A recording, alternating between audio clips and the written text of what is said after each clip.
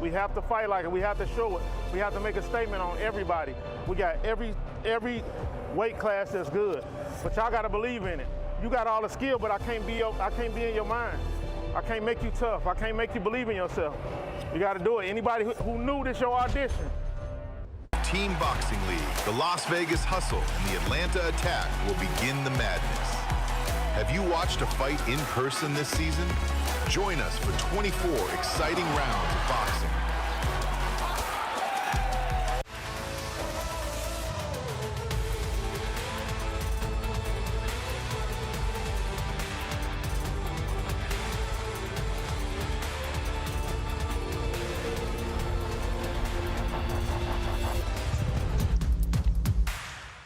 The city of Las Vegas is hot, and so is its TBL team, the Las Vegas Hustle. The Hustle on a roll, and they rolled right up Route 15 into Utah as they take on the Atlanta Attack.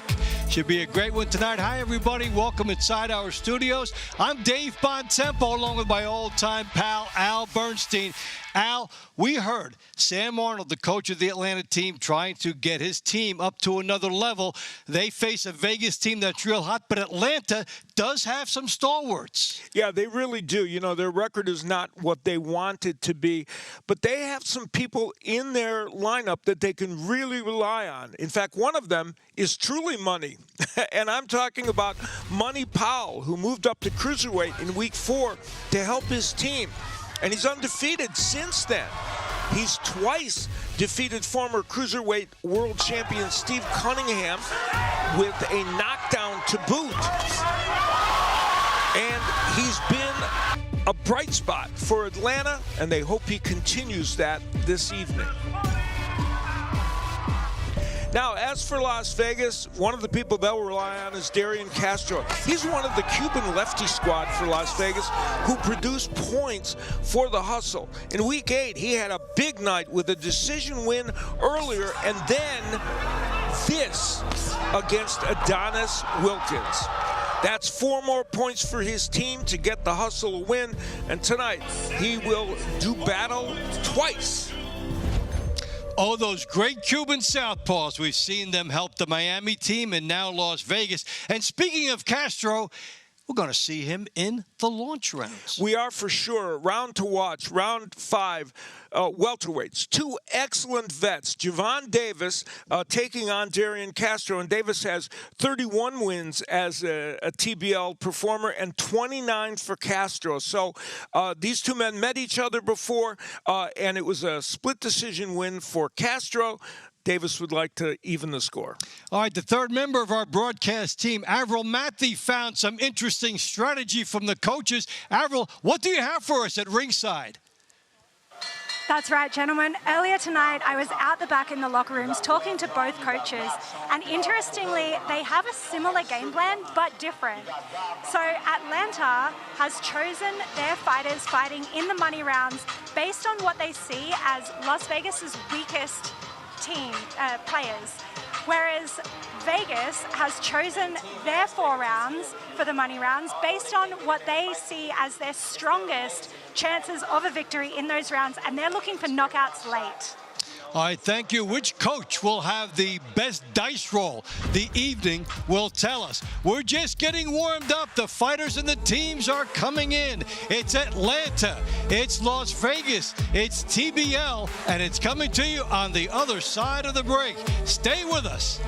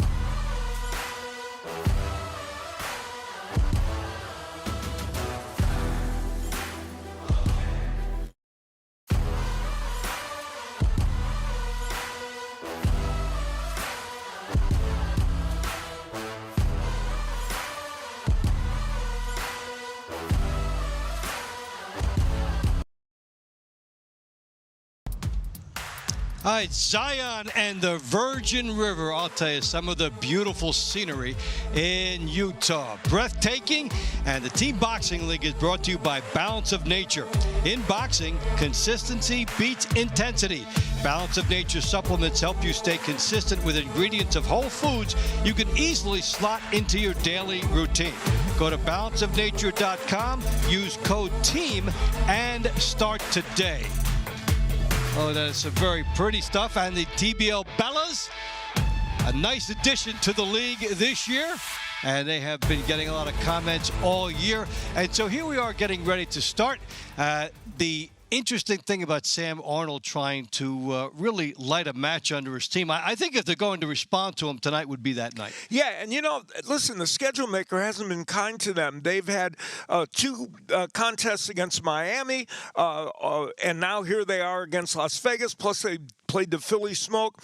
They have been battling the toughest teams in the TBL. So they've faced a real gauntlet so far in the early going. And for Vegas, after that crazy win over San Antonio, we were talking about would this be a springboard for the team, and it has, because they've held two straight teams under 10, looking like the Vegas of last year. Boy, and you were here to see them last year during the regular season. Didn't work out so good in the playoffs for them, but in the regular season they were hot as a pistol, and they're looking that way now. All right, so let's see how that all plays out. We're ready to go inside, get the festivities started, and we'll do that with Ray Flores. Welcome to the next chapter of high-impact, non-stop action. This is Team Boxing League, where every round matters and every fighter leaves it all inside the ring. Each moment of TBL season airs live on MSG Networks along with Envoy TV, with Spanish language coverage available on Estrella TV. Welcome to the Burns Arena here in St. George, Utah, for tonight's Week 10 matchup between the Atlanta Attack and the Las Vegas Hustle. We would like to thank Executive Director Scott Bowler and the Pete Suazo Utah Athletic Commission for hosting tonight's event. TBL would also like to thank and extend a special welcome to Balance of Nature, our friends. In our inaugural event here in Utah, Team Boxing League is proud to partner with Balance of Nature. Also, we'd like to thank Climax Moonshine Fire number 32, Serenity Springs Recovery Center, and HotelPlanner.com. Your two referees that'll be observing the action, the third man inside the squared circle all evening long, are Chris Flores and David George. And now, ladies and gentlemen, please welcome the Atlanta Attack. One of the great traditions in new boxing outlooks. A team coming in as a team here. Together, Atlanta has lost 3 straight. We talked about some of their fighters to watch, Ariel Davis and Money Powell. As Al mentioned, they have been leaders of this team. They opened up with a nice early victory, and then the schedule has been tough on this team since. Yeah, that first victory over the Smash was a good one, and now they've been running a gauntlet. Atlanta's led by their head coach, esteemed trainer, Sam Arnold. Here is the starting lineup for the Attack. Bantamweight Chantel Sumrall. Featherweight Ray Robinson. Former California State Golden Gloves and national champion featherweight Kaylee Anna Knight. Go.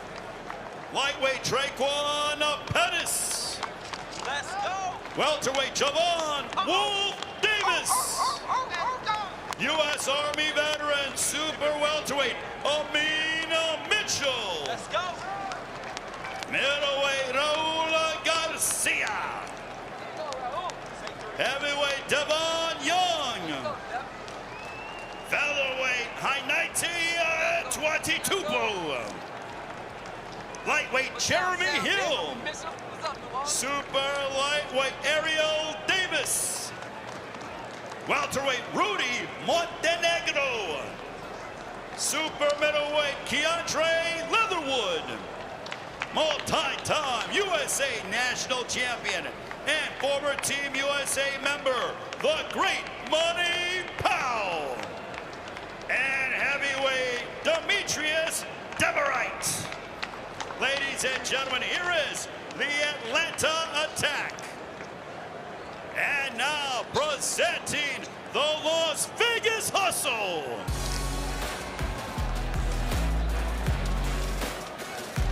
So Las Vegas, along with Miami and Philly, up with the top hot teams right now. You see they've won 3 in a row. Season debut for only one fighter. Pretty good and balanced team.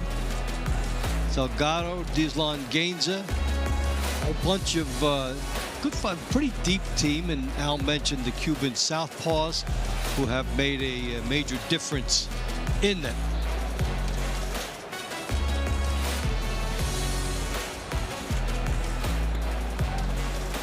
The coaches of the Las Vegas Hustle are Dewey Cooper and Big D David Hayes. Here is the starting lineup for Las Vegas. Bantamweight Natalia Castañeda, 2016 Olympic bronze medalist and 2-time World Games champion. Featherweight Joannis Arguilagos. Featherweight Florencia Britos. Lightweight Ellen Medina. 4-time Cuban national champion, welterweight Dariana Castro. Super welterweight Dizlan Gainza. Middleweight Adriel Holmes Jr. Heavyweight Hiram Ruiz. Featherweight Jordan Edwards. Former Pan American Games World Series of Boxing and multi-time Cuban national champion, lightweight Osbel Caballero. Super lightweight Joanna Nuameru. Welterweight Reiner Salgado. Super middleweight Diane, the Cuban sniper de Pestre. Cruiserweight Luis Portuando Alcala. And heavyweight Alonso Neal. And now, ladies and gentlemen, we ask that you all please rise if you're able to as we honor America with the singing of our national anthem being performed tonight by esteemed vocalist Miss Cynthia Rios.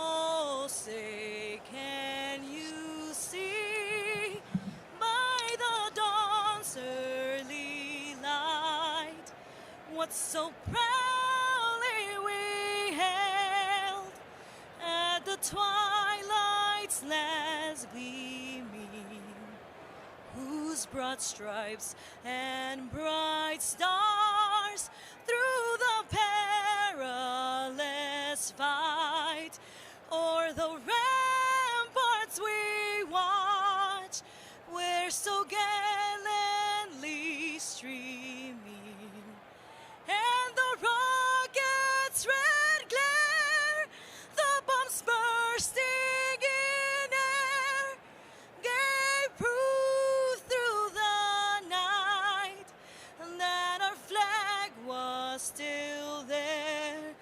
Oh, say does that star-spangled banner yet wave o'er the land of the free and the home of the brave?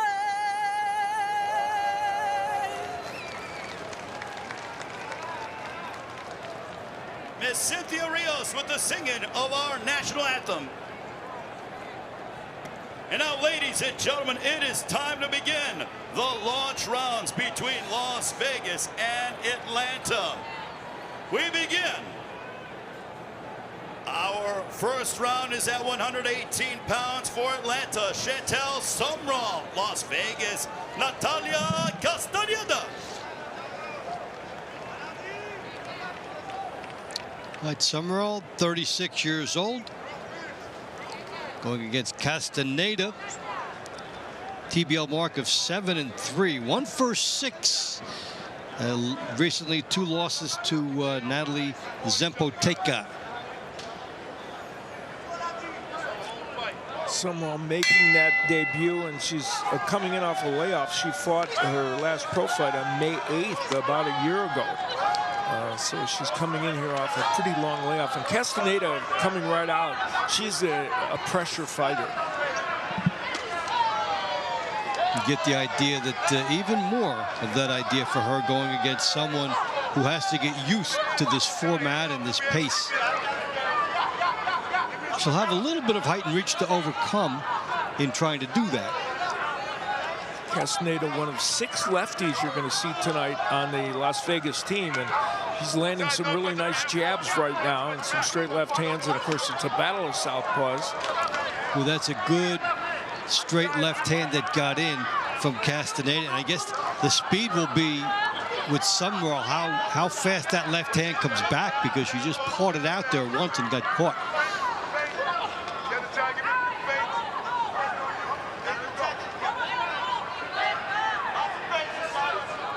TBO, we have 8 launch rounds, 8 middle rounds, 8 money rounds. Decision gets you 1 point for your team. Knockdown 2, 2 knockdowns 3, any type of a stoppage 4. Castaneda was 5-0 in the TBL coming into this season, but she's been 2-3, and you mentioned those losses to Zempoteka,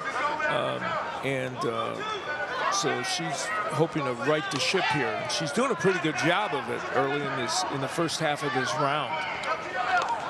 And it is interesting year to year how things change. The competition in the league gets better. Yep. So you going to have to improve just to stay where you were. That's why you really have to salute some of the fighters in this league. We'll talk about them who've been here all 4 years, managed to keep their spot. You know, Summerall, for not a very experienced fighter, we mentioned this is her TBL debut and her pro debut at the same time. She's hanging in there with Castaneda, even though I don't know that she's getting the better of this action, but she's gotten hit with a lot of left hands like that one. Yeah, she's passed one test in that she's game, she's got heart, and not stopped by anything. But there's a good quick jab by Castaneda that she's not been able to match that speed. Yeah, let me correct myself. Not her pro debut, her TBL debut. Yeah, you're right. 2-3 as a pro, but a long layoff, so yeah. It feels like the first time in a way. And Castaneda, who, you know, her dad helped her box. He's the guy that trained her and helped her get to be a pro, and she is bringing it to Summerall right now. It's a good action and good pressure from Natalia Castaneda. And we would at first glance, we would think that Vegas is going to get on the board first here. We'll see how the judges have it. And Castaneda came right out, and this is her hallmark, her trademark. She comes after you, both in fights outside of TBL and in TBL. She will go after you, and she's landed a lot of those overhand lefts. Summerall was just having a hard time dealing with that punch. Team Boxing League fans, the winner of round 1 by way of unanimous decision, from Las Vegas, Natalia Castaneda. So experience prevails for Vegas. Round 2 at featherweight, Atlanta, Ray Robinson. Las Vegas, Joannis Argilagos. Ray Robinson, 2-0 as a pro, no fights since 2023. 0-4 in TBL. Losses to Victor Abreu and Rasheem Brown. So that's a good ledger he's had to go against.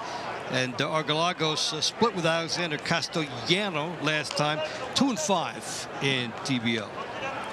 And the irony for Argilagos, here's this guy who won a bronze medal in the Olympics, He's 9-2-1 as a pro, and yet he's struggling in the TBL this season, 2-5. And you pointed out some of the struggles he's had. So it's not always success elsewhere doesn't always equate to team boxing. You see more and more examples of that as fighters come in. Some former champions don't get the nod, and there's a certain style and format that you adapt to here. Robinson had a solid amateur career. In 2018, he won the USA Youth Open tourney. But he, too, has been off for a little bit. His last pro fight was June of 2023. Fighters do that. You almost get the sense that you're saying, well, maybe I'll get a call for the pros, maybe I won't. I'll do this now. Yep. And it can actually become a full-time thing if you do well enough and you're in the lineup every week. Yeah. And, of course, he's had those TBL fights, but as a pro outside of TBL, he hasn't been active for a while.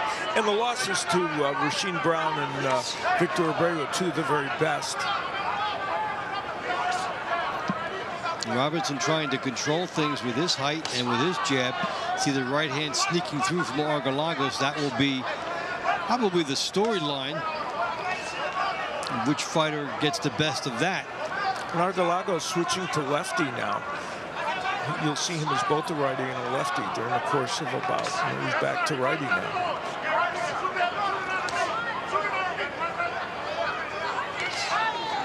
And they came in with a leaping right hand from the right hand style.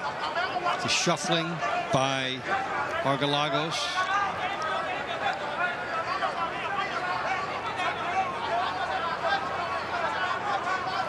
So he's given this new idea about 20 seconds, which in TBL is a long commitment. Yeah, exactly, yeah. Good left hook by Argalagos. And he's starting to get a little bit untracked offensively. It's been hard for Robinson to get his offense moving.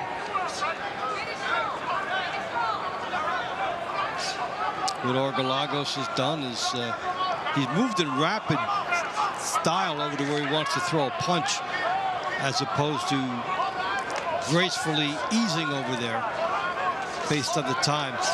So he's landed some good right hands, and Robinson back at him does some of his better work when he gets close enough.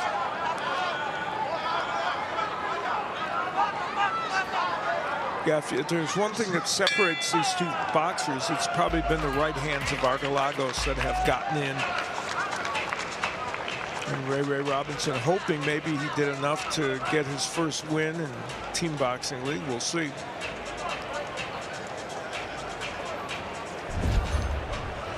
And there's the right hand, one of them, and followed by an excellent left hook by Argalagos. Using the jab to paw his way in, which is, you know, just as good as landing with it, because it set up the right and then the left hook. TBL fans, the winner of round 2 by way of unanimous decision. From the Las Vegas Hustle, Joannis Argalagos. So as we would have seen it, good call, 2-0 Vegas. Take a look at the crowd. Atlanta, Kellyanne Knight. Las Vegas, Florencia Britos. Kellyanne Knight 1-1 as a pro, 2-4 in TBL. Lost her last 3.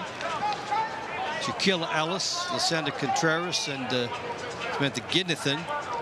She did stop Ali Valley early in the season. It looked like she might be like a right-hand power puncher if she gets the chance. Yeah, that's exactly what it looked like, and then she hasn't been able to repeat that.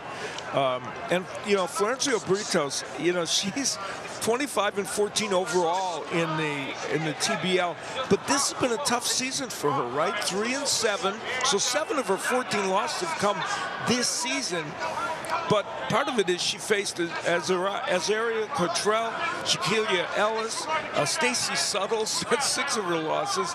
And you look at Kaylee-Ann Wright, and for her season record, and as you said, she's faced some tough competition as well. Yeah, so she hasn't been able to get over the top against that group.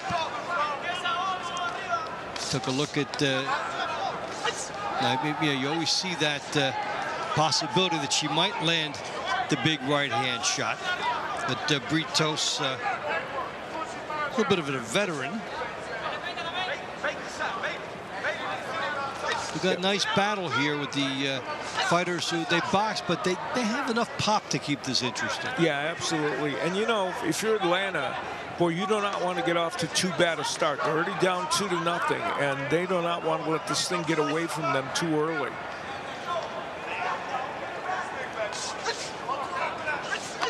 There's the right hand by Knight. She tries to get that in, and that was the punch we saw against Valley that landed and did so well for her. Tries to get it in there with a straight shot, but not firing from a position where she can step into it. There she tried to do it, and it did not get there. Such a subtlety regarding a few inches here and there when you're trying to set up a big shot. And she just misses. Britos just misses. Britos wants to get that overhand right, and she's got a good right as well. Britos was with New York at the beginning of the season, then for one match, and then moved over here to Las Vegas. Where Las Vegas, the one glitch for them has been their women haven't contributed a lot of victories for them this year. As much as they've been a juggernaut, they want the women to start producing more victories, and they got one already tonight. Yeah, and you look at the top teams and the teams that will be the champion. They will have a pretty strong performance by their women.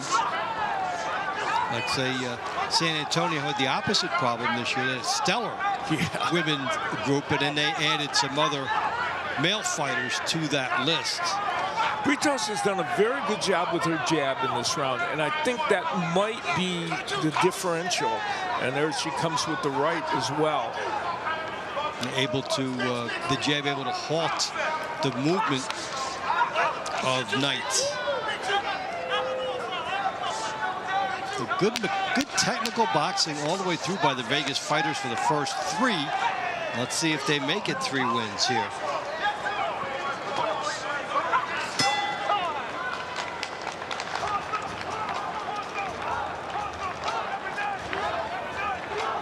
Well, Florencio Britos appears to be happy, and she, is having an uncharacteristic 3-7 season so far. There she landed a beautiful right hand, and she wants to start getting it going more in the normal winning direction for her. And she landed some really nice shots in that round, the right hand, and even, now that was one of the few hooks she threw, but that one got in there perfectly, and she had a very good round for herself.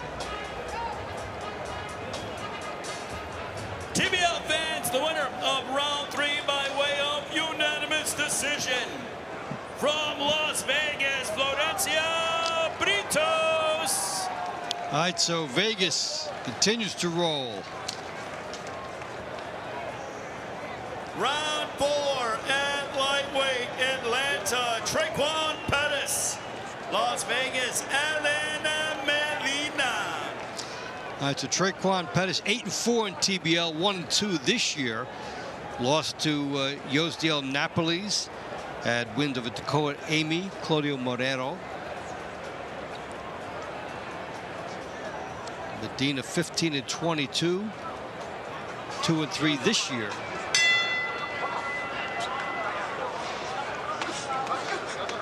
So 2 guys at about the same spot in terms of their level of consistency right now. Yeah, and for Pettis, it's a little bit less than he's used to, even in TBL, and he would really like to get a win here, and especially in light of where Atlanta's at this point in this match. Yeah, they've got Pettis and then Javon Davis for their group in here, and at some point Sam Arnold may wonder, but those guys were in the room. They heard me, right? I gave that speech. Yeah. I know they looked at me. Yeah, Sam Arnold trying to get them to get it run done. You know, Alan Medina, how about this? Of his 37 team boxing league fights, 14 have ended in split decisions. He's 8-6 in those matches, so he's accustomed to some close ones. And that's actually a good breakdown. If you get half of them, you know, considering how tough they are, exactly, you might be right about where you should be. But yeah, that is a lot, though. That is a lot of split decisions they have. But Pettis is trying to get that right hand in. Obviously, against the lefty, if you're a conventional fighter, it's one punch you want to land. Medina, very good boxer. He's got good skills and just a sharp southpaw.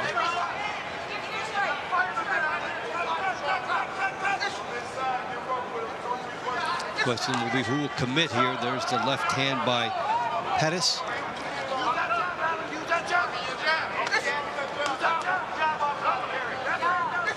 Medina's been boxing since he was 8 years old. And he's been in TBL all 4 of the seasons.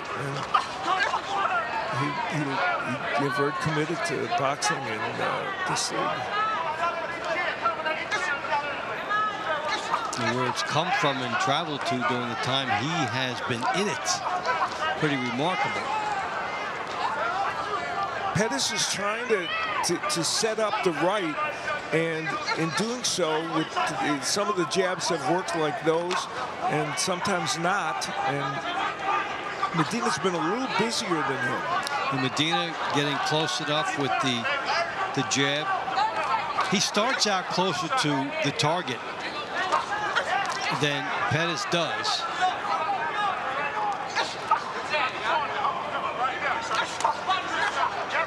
And then Pettis decides at least to get something and go to the body. This is not going to be an easy one for the judges. Alan Medina may be in familiar territory. 14 split decisions already.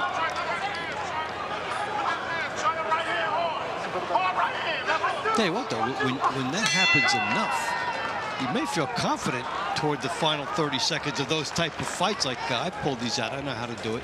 Yeah, but this is not going to be a whole lot for the judges to separate with.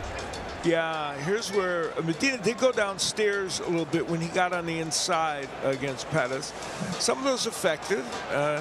And it was, yeah, there's not that much to choose from offensively in this round. So it'll be interesting to see how they see it. And I don't think either man feels wonderful about this at this point. No, they're both, hope I got it. TBL fans, the winner of round 4 by way of unanimous decision. From the Atlanta Attack, Traquan Pettis. So from the outside, The score, Las Vegas 3, Atlanta 1. Pettis puts them on the board. So Atlanta gets a little bit of a resurgence here in the 4th fight.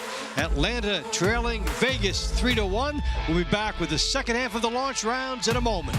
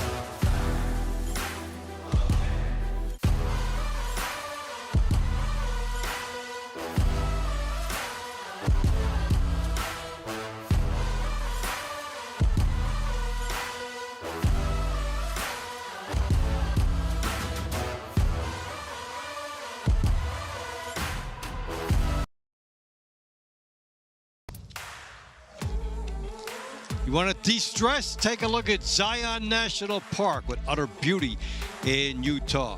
If you want to get some stress, be featured in the round to watch in the launch round, which our next fighters will do. Let's take it back inside and pick up the action. Round 5 at welterweight. Atlanta, Javon Davis. Las Vegas, Darian Castro. Davis and Castro be a real good one. Davis 31-12 in TBL original. Winning streaks of 9, 9, and 7. Just beat Najee Johns. And that's the guy that getting less publicity than Darian Castro. Third year he's had win streaks of 9 and 7, also 4-1 this year. You saw that KO of Adonis Wilkins. Yeah, and Castro with 29 wins overall. And he is one of 7 fighters of Cuban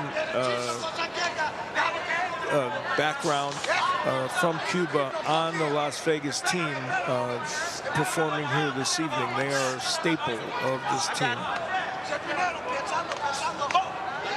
I'm always curious if a guy who scored a knockout in a recent fight thinks about that first or thinks about what's directly ahead of him. Yeah, it's a good point. And he landed a beautiful right hook to make that happen. And we'll see if he tries that against Davis. Two experienced fighters, two guys used to winning. Now a round to watch. 3-1. Vegas up on Atlanta. Dave Bontempo and Al Bernstein with you on TBL.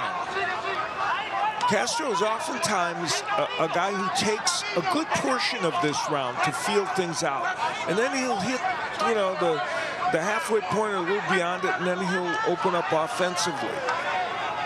And then he will go into overdrive. Yes, precisely. Yeah, that's exactly true.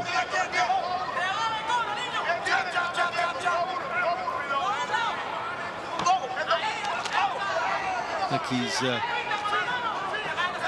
looks like a clock-friendly style. I know that you have to do it in one round, and there's a sense of, okay, this is the time I have to try to take this.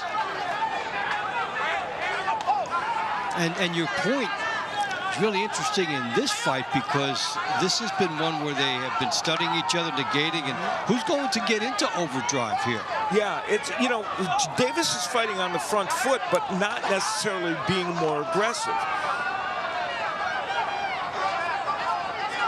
And it's kind of a sign of respect. There's a good straight left hand by Castro, and that's one of his better weapons as a fighter. He's usually very demonstrative in the ring, Castro. Not so much tonight. Well, there's a little sign of it with a smile after Davis tried to crank out an overhand right.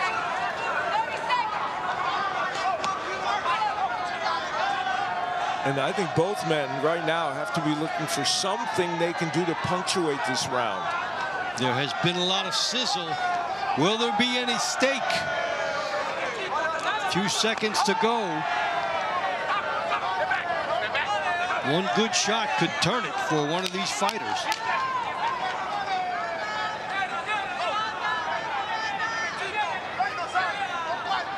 So Castro won the posing competition. We'll see about the scoring in a second.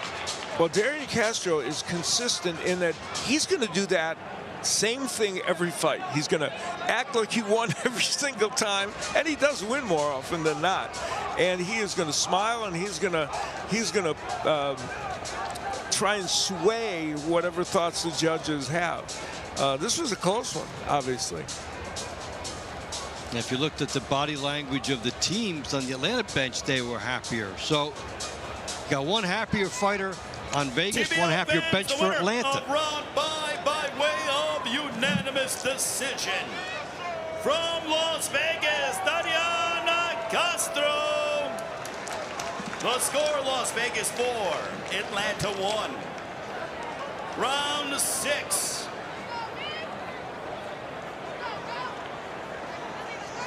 At super welterweight, Atlanta, Amin Mitchell. Las Vegas, Dislan Ravo Gainza. Gainza 6-2 this year in TBL. 2 wins over Ryan Pino his last time out. Has won 6 in a row now, and has also had a 7-fight win streak. mean Mitchell 3-3. Last was a loss to Steve Cunningham. And Mitchell, the only man to beat Yoelis Leo Molina this season. And you see Gainza there, see what he's done for Las Vegas. So the Mitchell win you're talking about did put him into that list there, get him some points, and yeah, Gainza also one of the top performers. Yeah, he lost his first 2 matches this season, and now, as you mentioned, he's reeled off 6 in a row. And even though he and Mitchell are veterans of the TBL, they've never faced each other before.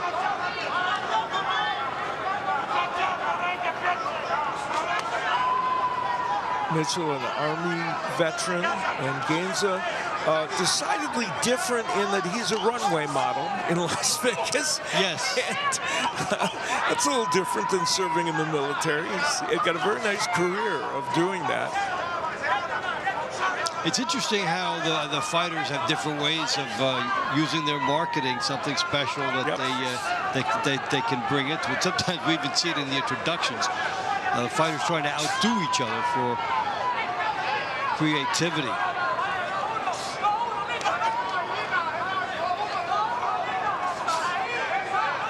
Gainza has been good at using his, I've announced several of his pro fights. He's had several on the Country Box show in Nashville, and I've announced them. And in those, he was definitely a work in progress. But here in the TBL, he's been able to use his height and reach very effectively to, you know, to create victories. And that's why, you know, he's done well in this league. 19-5 in the TBL. You're getting a look at some of those things that have made him special, the lateral movement and not being too greedy. Yes. Take what's there. Very good point, Dave. Yeah. Yeah, and it's a misnomer to think that to be effective in this league, you have to be all action all the time. If you control the round, you can win it by, as you say, not being too greedy and not looking for a lot of big punches. You get 2 or 3, judges can record that. You reshuffle 2, 3 more. They can record that as a big spot for you. Mitchell's trying to cut that distance between them, and it's been tricky. But that's where he got Gainza in the corner finally and worked the body a little bit. Was that little too late?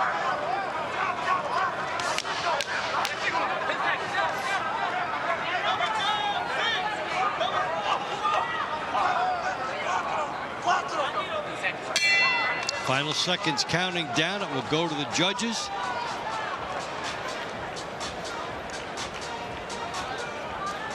Hard for Mitchell to get to Gainza. Yeah, and you know, we have not had a split decision yet tonight, even though we've had a number of close fights.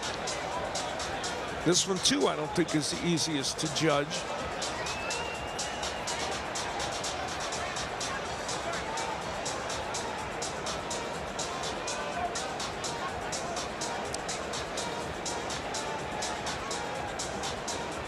Team Boxing League fans, the winner of round 6 by way of split decision. There you go. From Las Vegas, Dizlan Ravoa Gainza. Al said, where's the Las split? Vegas There leads it is. Atlanta 5-1. Round 7 at middleweight, Atlanta, Raul Garcia. Las Vegas, Ardrell Holmes Jr. Garcia 2 and 3 in the TBL. This is first year. Split with Daquan Young last time out. And Ardrell Holmes comes in with a good record from outside TBL. Yeah, 17-1. He challenged Erickson Lubin. His last fight, he lost to Lubin in a title eliminator fight at 154 pounds. He's a legit top 10 contender in against another very good fighter. All right, so as they go at it here, Avril standing by with a special guest. Go ahead.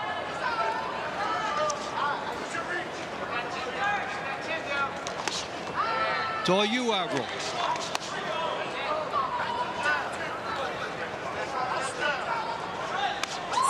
With Joanna Nuemaru from the Las Vegas Hustle. Joanna, you are from Bulgaria originally. 3.5 years ago, you made the decision, massive life decision, to move across the world to Las Vegas. You became 7-0 as a pro, and this is your first season in the TBL. Talk us through these big life decisions. I agree, yeah. So I had to decide either to stay in my country and not do boxing, because my country right now, girls, they don't have a lot of options right now, or to come to Vegas and try and beat a best boxer. Thanks to Ivan Kaysen, I'm in a very good level in professional boxing, but thanks to my team, I'm trying for first season, Team Boxing League is very fun, it's very different, it's very strange, but also it's something new, so I'm open for it. And a couple of weeks ago, when you guys fought Philadelphia, I saw afterwards you took a trip to New York and you were dancing in the street. Very impressive dance moves. Where did you learn that? And can we have a preview? So first of all, I'm inviting you to dance after we finish. Let's go to the club. But usually I'm a professional dancer as well. I'm a performer, I'm an actress, so I love to have fun. Take the stage. Give it to us.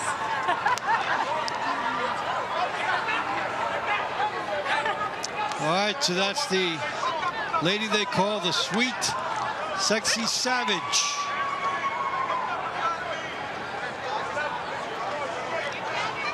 .58 seconds to go, and explosiveness here.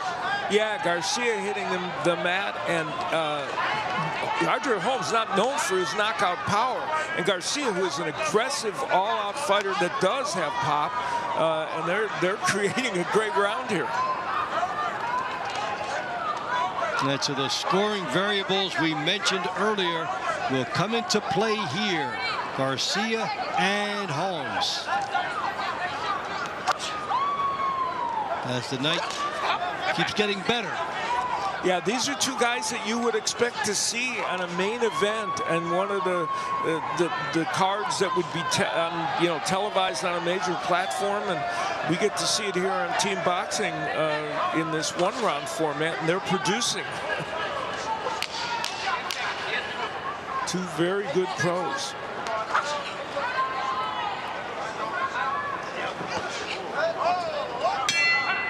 And they try to jam it into 3 minutes. And bring in some new variables. Yeah, Ardrell Holmes from Flint, Michigan, as we said, one of the top 154 pounders. Garcia went down there from a kind of just a short shot. Now, to be honest, that didn't have to be called a knockdown. It was more pushed with the right hand by Holmes, but it was called a knockdown. And it will be TBL most likely a fans, the +2. winner of round 7 by way of unanimous decision. 2 points going to Las Vegas is Ardrell Holmes Jr. All right, so Las Vegas out to its biggest lead.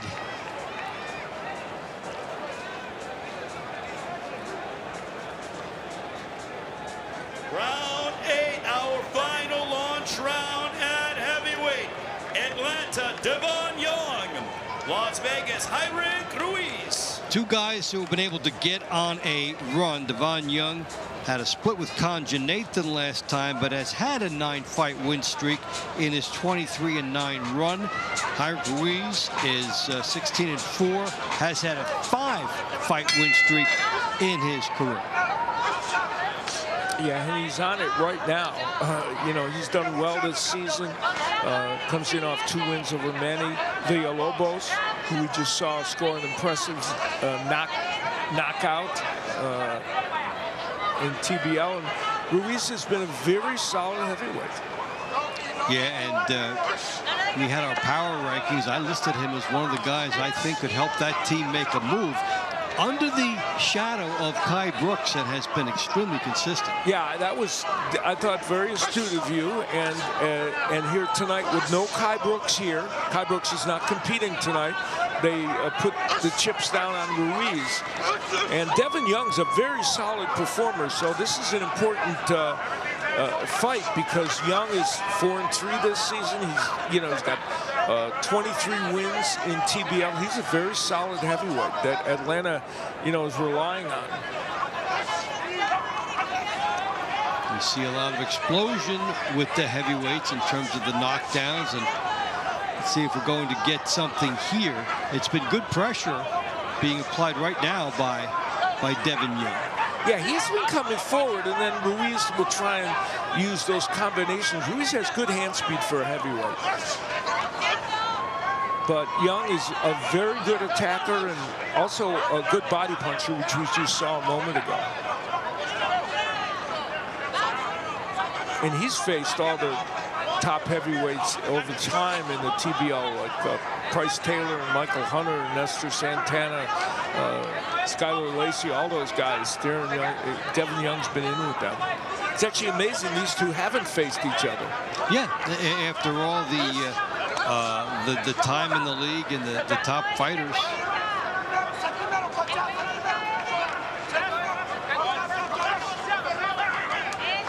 One of the few times we've seen Ruiz not on the attack and playing a different type of a scenario here. Yeah, he's been on the back foot more often in this round. And you're right, that's rare. And Young has done a very good job, I think, to the body as well. When Ruiz gets a chance, he reels off those combinations, but they haven't been as plentiful. And Young has done a pretty good defensive job coming in. And now Ruiz tries to push and make some space for himself. So one of the few times we've seen him be able to get off first, and it's because he pushed off, as he does here, and got something started. Yeah, you can feel the clock going off in Howard Ruiz's head, where he's thinking, I've got to do something here.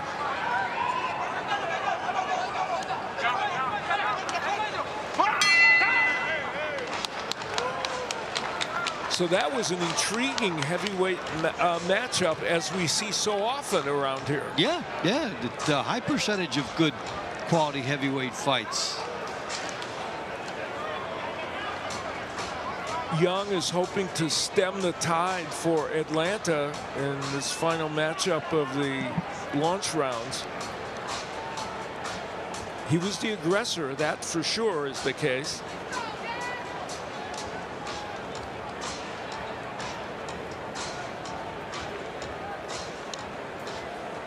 Team Boxing League fans, the winner of round 8 by way of split decision from Atlanta, Devin Young. So Devin Young gets his 24th win overall as a TBL professional and stems the tide a little bit for Atlanta as we end the launch rounds. They still have some work to do. You want to see what's coming up on TBL? Dave Bontempo tells us about it.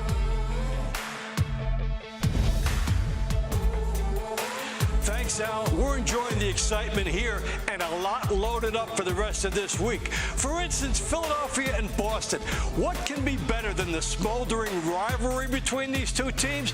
When somebody throws gasoline on the fire. And that's what Sage Rosario did last week, getting a victory and then calling out Stacia Suttles. Them's fighting words, and they are going to fight twice in that matchup. That's a great one straight ahead. And then Nashville and Miami will wrap up the week. Two teams that really need a victory as Miami is surging and Nashville fighting for a playoff spot. Stay with us all season long on TBL. We've got you covered.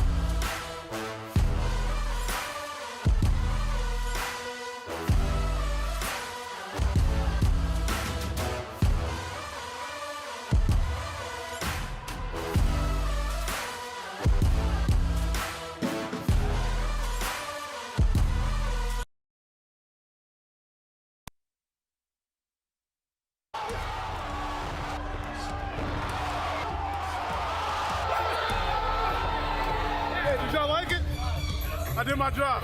Kai Brooks, heavyweight, fight for the Las Vegas Hustle. I got into boxing actually when I was like 5 years old. I saw a fight of Sugar Ray Leonard's a long time ago, and he's always been my favorite fighter. So that's actually what got me into boxing. But my dad wouldn't let me box, and he always wanted me to play football. So I had to do that until I turned 18. He couldn't say anything, so, you know, now I'm here. Because it's a team sport, you want to just, you know, keep your guys going, keep their head up. Even though we lost a round, we got to keep pushing, we got to keep going. So it's all about, you know, keeping them in the right state of mind and keeping them positive. You know, no matter what happens, we got to stay positive and we got to keep pushing. Well, I think you should be a fan of me, you know, just because, you know, I'm going to give you what you're looking for. You want excitement? That's what I'm going to try to give to you. Team Boxing League, it's fast-paced. I mean, it's quick, you know, especially if your team's down, you need that knockout. You know, it's like trying to hit the buzzer beater, you know, so. Hey, it's very exciting here. And honestly, I just go in here and have fun. All right, Kai Brooks, you hear from him. Just gorgeous sights in Utah. Team Boxing League with Vegas out to a 7-2 lead after the launch rounds. Dave Bontempo and Al Bernstein. You know, Kai Brooks, he gets involved in public relations then tonight because there's a guy we saw get 2 knockouts in one night, so he broke it down for you there. Now, as far as breaking down what happened here in the launch rounds, that Vegas got off to a quick start and it was mechanical. They really did. You made the point about 3 fights in that each boxer was doing a very good job in terms of their technique and being very solid and not getting too greedy, but getting what they needed to win rounds. And that started with the first round of this fight. It really did. Natalie Castaneda, who is an aggressive fighter that likes to come forward against a fighter in Sumrall who is not super experienced as a professional, and Castaneda was able to get the job done with constant pressure in that round. And then TBL newcomer got some bonus points for Vegas in a launch round they were already enjoying. Yeah, Ardrell Holmes, not known as a knockout puncher in the world of boxing outside of TBL, got a knockdown against Garcia, and he ended up winning a 2-point round, important one, for Las Vegas. So Ardrell Holmes, in his first TBL match, ends up with a very good result. Okay, so that's what we saw. Now we go to the round to watch, which will be round number 11. Well, yeah, if you're Atlanta and you're looking for something to pin your hopes on, this is right where you want to be in round 11, because Ariel Davis, an unstoppable fighter, fresh off her 2 wins over Stacia Suttles from Philadelphia, takes on Joanne Namaru, who you heard from earlier, who has been a really tough fighter this year. She's faced good competition, and she's coming in here off a 2-night win. Okay, that's the way it sets up as we go to the middle rounds. Let's take it back inside to Ray Flores. Ladies and gentlemen, it is now time to begin the middle rounds between Atlanta and Las Vegas. Round 9 at featherweight. Atlanta, Hainaiti Toi Tupu. Las Vegas, Jordan Edwards. All right, so Toi Tupu and Edwards. Toi Tupu, 8-8 as an amateur at Saginaw, Michigan, 29 years old. Edwards just keeps battling. We see her got her first win over Leanne Calderon on a night that she got a split. And she's just been a shade off the top opponents. Yeah, you know, her record could be better. And she has faced, you know, really good boxers here in the TBL. That record could be better. 3 of her losses are by split decision. So she's not an easy out there by any stretch. And Toi Tupu, you know, was a very good amateur. She was in the 2020 semifinals in the women's national, U.S. national tournament. Made it to the finals, semifinals in National Golden Gloves. So she's got some good amateur credentials. Edwards has been straight ahead in all of her fights. But one thing she has struggled with, blocking the jab. Gets hit with it a lot on the way in. Yeah, it's a very good point. And Toi Tupu is trying to use that jab, even though she's got a little bit of a height and reach disadvantage.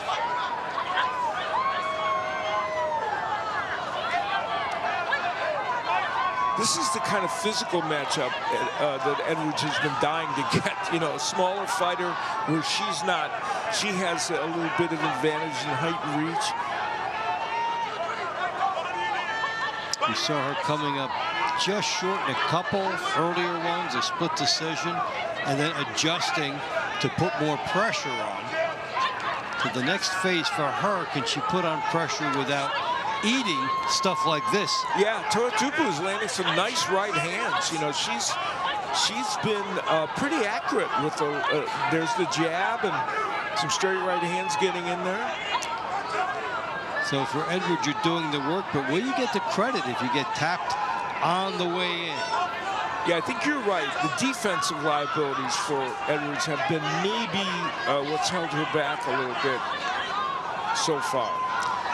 7-2 Vegas.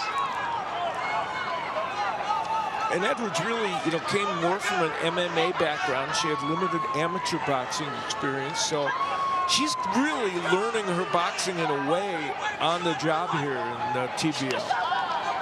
So you bring your toughness from the other disciplines, you bring your heart from the other disciplines, and then you hope that you can sprinkle in the boxing seasoning. She's used a good jab here in the last minute, Edwards. And now pushing Toatupu back and landing some nice right hands as well. Both women doing a good job. Yeah, but one of Edwards' trademarks has been finishing strong in recent fights.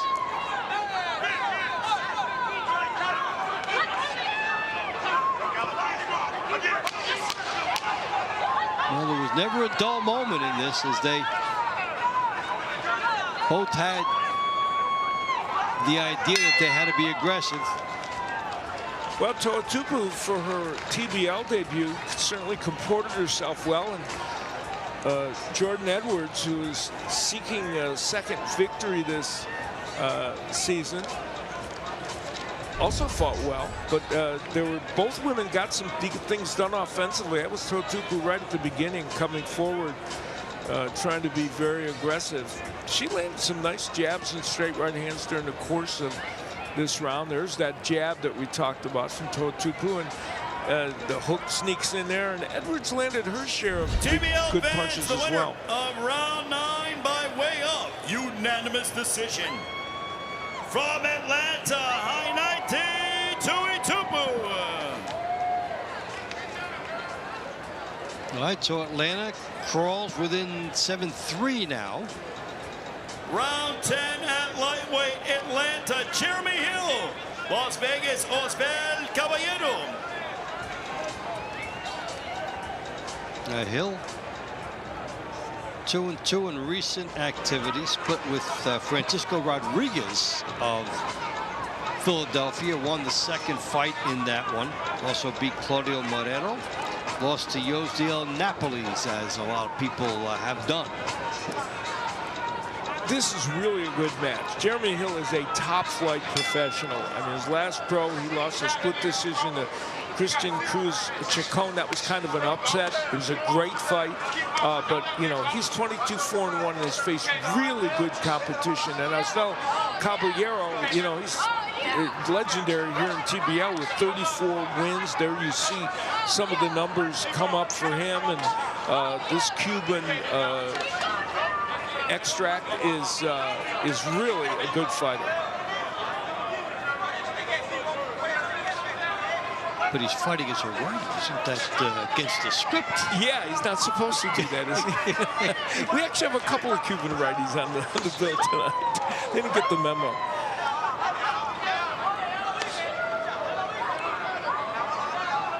Hill has good power in his left hook. That's one of the places where he was set down on his power.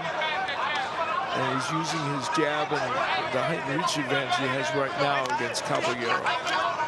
Caballero trying to close the ground. Find a way inside. There was a good sneaky right hand by Caballero.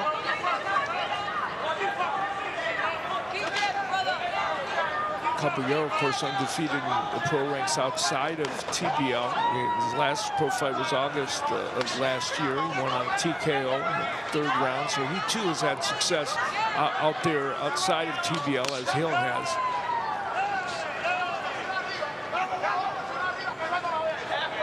And they're both fighting with the veteran sense of the clock and making the move when it's the right time, not rushing. Yeah. Caballero gets the right in.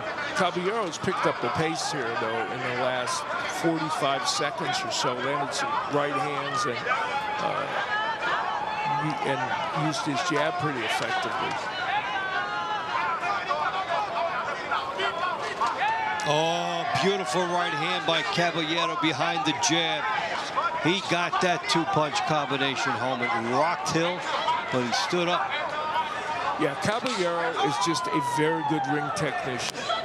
And Hill started this round off very well, but Caballero, as we got to the halfway mark, started to take control a little bit. And one of the symptoms there is he's closing ground immediately. Next sequence, he's right there and blocks the shots. But he got in a tremendous lick with that right hand. And despite the height and reach advantage, the great Gil Clancy used to say, you might be shorter, but you can still land your jab if it's timed right and you throw it correctly against a taller opponent with higher reach. And that's what Caballero has done. And he has controlled the last minute and a half of this round in a big way. So excellent final 90 seconds for Caballero.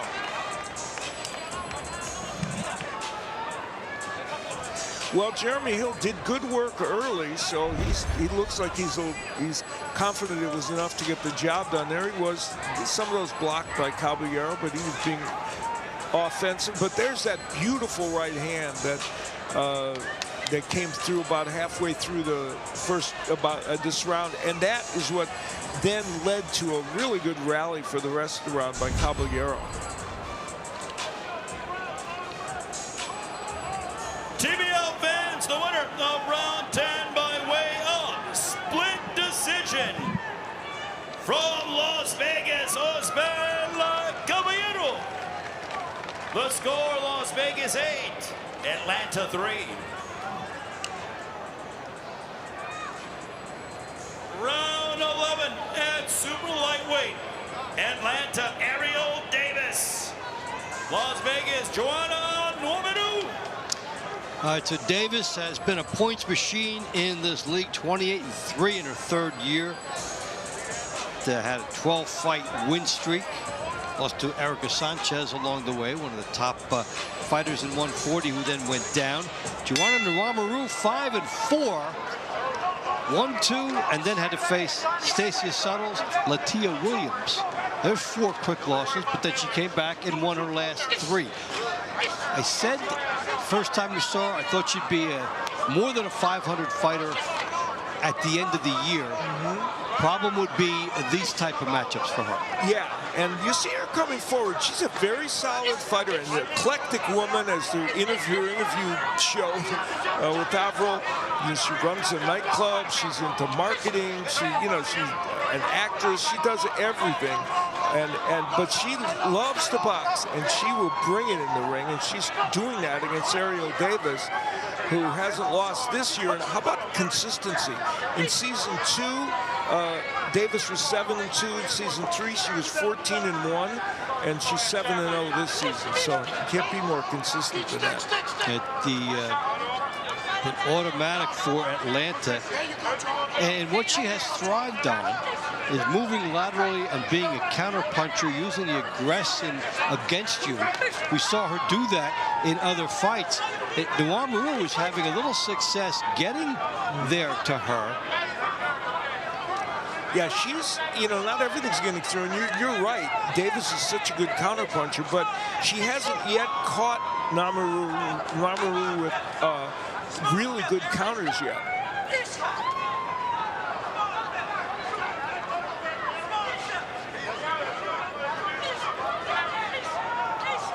I mean, we saw Normandou get almost taken out immediately by Stacia Suttle. She hung in there, or Latia Williams. She hung in there and avoided the extra bonus point against her team. And she's displaying some patience in this fight we haven't seen in others as she tries to get her boxing seasoning. Yeah, and that was a seminal moment for her. It looked for all the world like Williams was a huge puncher, was going to get her out of there. And she hung in, and as you said, she's won 3 straight. And right now, she's holding her own here against Davis. Davis doing some good combination work there, but you know, we're in the 3rd minute of this round, and it is not a foregone conclusion either way in this match.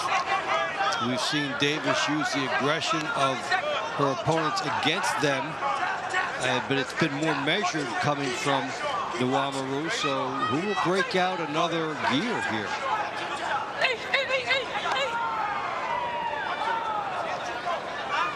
When Davis throws those combinations, that's eye-catching, although she's not really landing that much. And Nuamaru has been coming forward the whole round, so we'll see if that impacts the judges. Been a nice run for Nuamaru, even to be this close against one of the top performers in the league and in this weight class. She probably her best boxing effort of the season. Absolutely, and she's in the toughest weight class you can be in the TBL if you're a woman. There's they exchange right hands, and there's the good jab and the combination punching by Ariel Davis, and she did show that on several occasions. A 30-year-old who is so talented. TBL fans, the winner of round 11 by way of unanimous decision. From the Atlanta Attack, Ariel Davis. The score, Las Vegas 8, Atlanta 4. Round 12 at welterweight, Atlanta, Rudy Montenegro. Las Vegas, Reiner Diaz Salgado.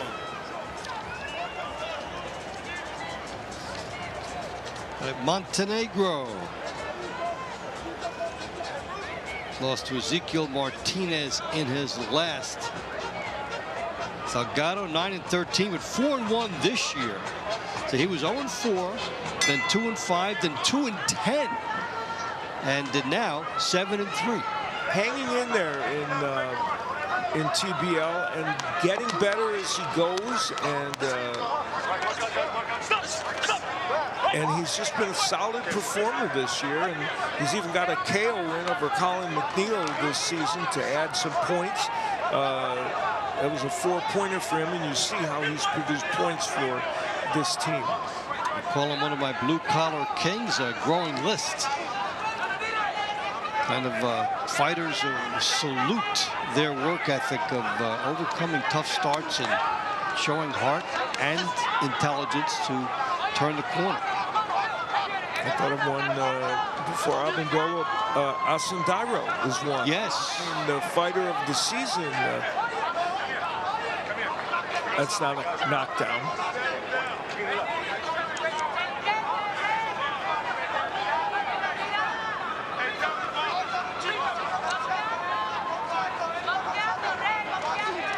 Eight to 4 Vegas. Atlanta hanging around. Montenegro's 8-1 in pro fights outside of TBL, but facing this tough lefty. I did the last pro fight that Salgado had against Rondale Hubbard, in which he won the TKO in 1 round. He's got some pop.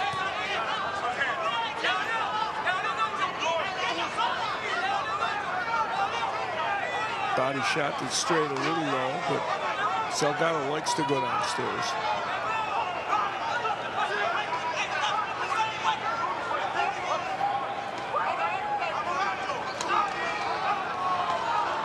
Pressure here from Montenegro.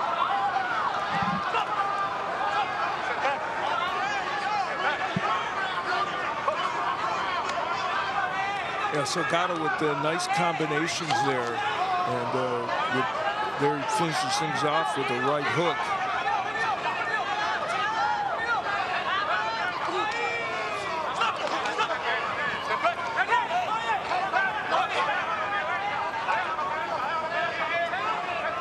Montenegro trying to pressure.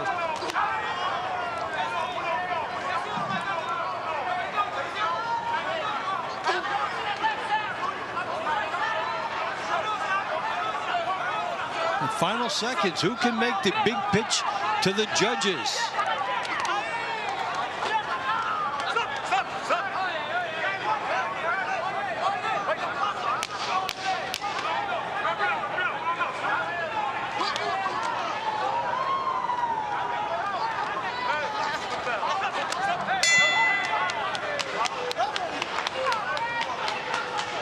Well, Salgado, with that lefty style and the aggression against Montenegro, seemed to have done more. He's a little distressed as this round ends with some of the tactics, apparently, but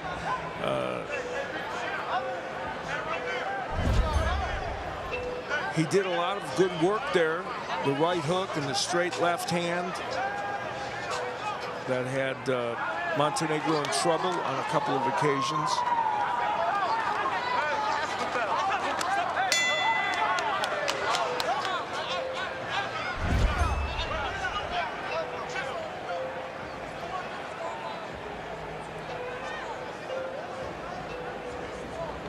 TBL fans, the winner of round 12 by way of unanimous decision.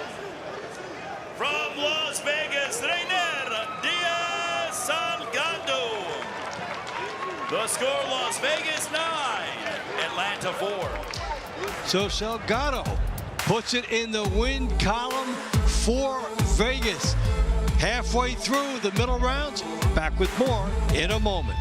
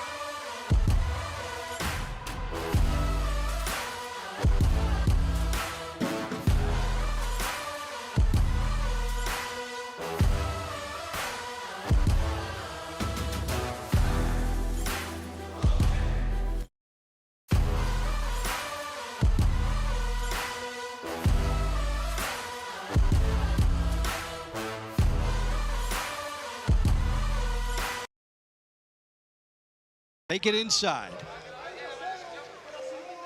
Round of 13 as we continue the middle rounds. Atlanta, Raul Garcia. Las Vegas, Adriel Holmes Jr. Well, we also already saw some thunder. However, it materialized from Vegas with Holmes Jr. back in round 7. Yeah, knockdown called, and it gave him a 2-point win. And Adriel Holmes, not known for monstrous power, but kind of a right hand. It was a half push, half punch, but it got himself a knockdown. And Garcia, who is known to be an all-action fighter, was coming forward, and you'll see him come forward again in this round for sure. And he would like to hope to make something like that happen himself.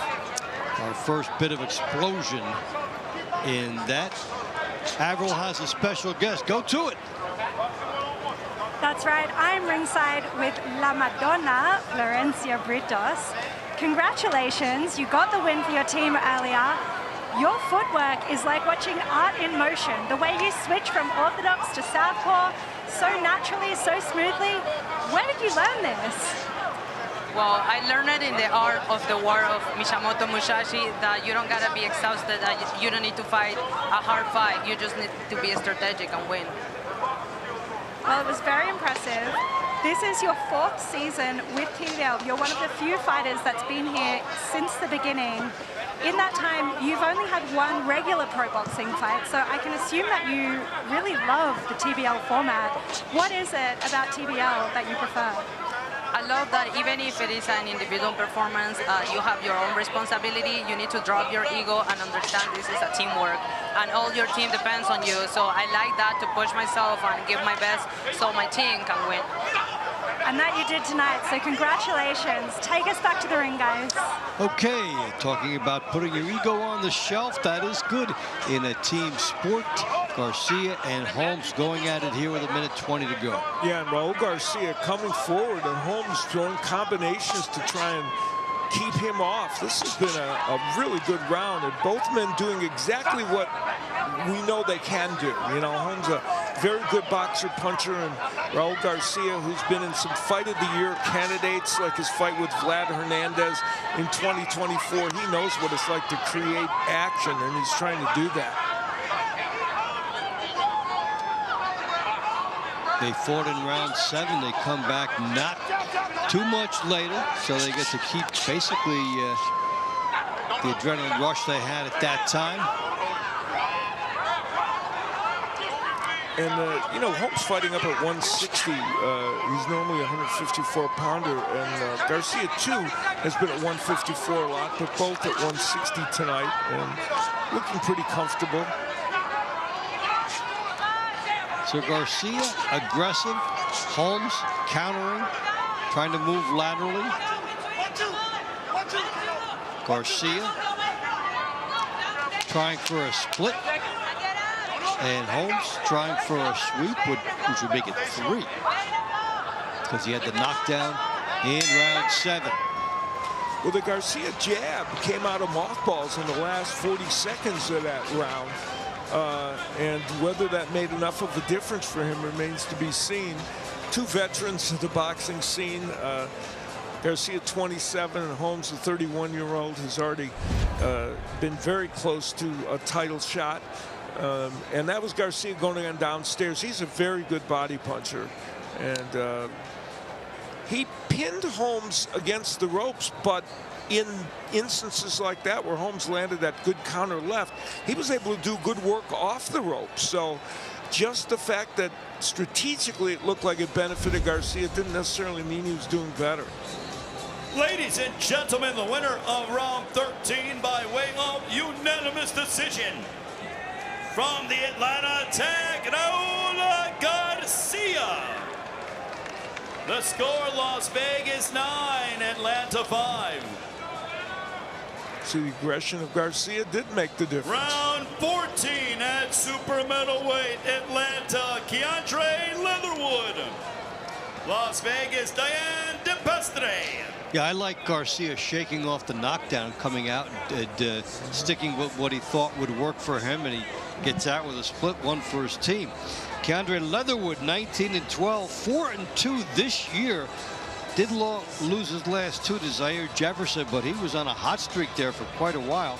And Diane DePestre, 28-20 in his 4th year. His best win streak has been 6. And these two men have faced each other before. Way back in season 1, Leatherwood won a unanimous decision against DePestre. So we'll see if he can repeat that. Let's take a look at Leatherwood's numbers. Total net points are +2. That's what his team really cares about. And the 2 losses did follow a nice 4-0 start. And he looked a little bit rejuvenated at the beginning of this year.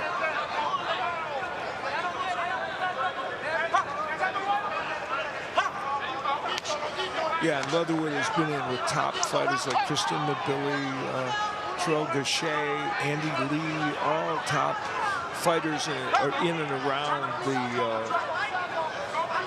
the weight class that he fights in, around 168 pounds.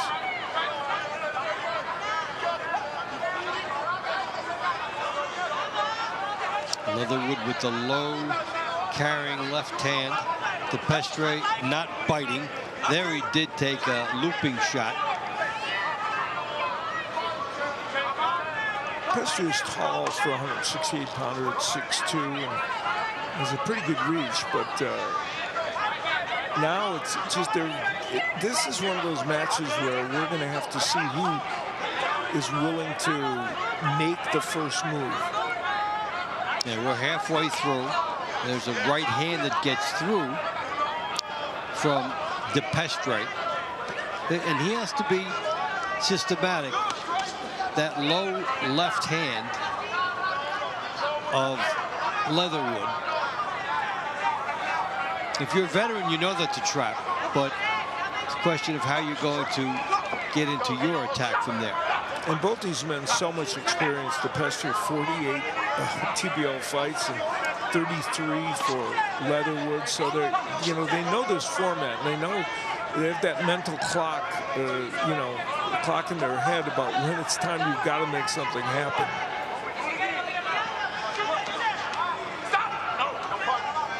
And this one, they have not exactly been stylistically compatible, so somebody will have to get out of that comfort zone. Yeah, and you would think they might have been a little more so. Two righties who do a lot of the same things, and but they have not. They just haven't been able to get their offenses going like they want. Right, but still a point out there on the board, maybe for whoever can land the next good shot. Final seconds of the round. DePestre and Leatherwood vying for the credit of the judges. Well, Atlanta with a little momentum here in these middle rounds, creeping into this. But did Leatherwood do enough to continue that here? And it got as close as 3. Back up to 4 for Vegas. Back down.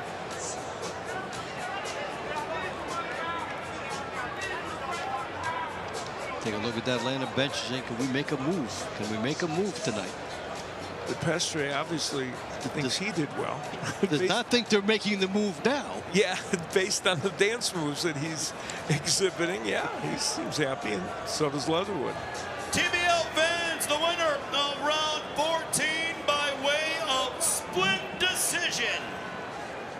From the Las Vegas Hustle, Diana DePestre.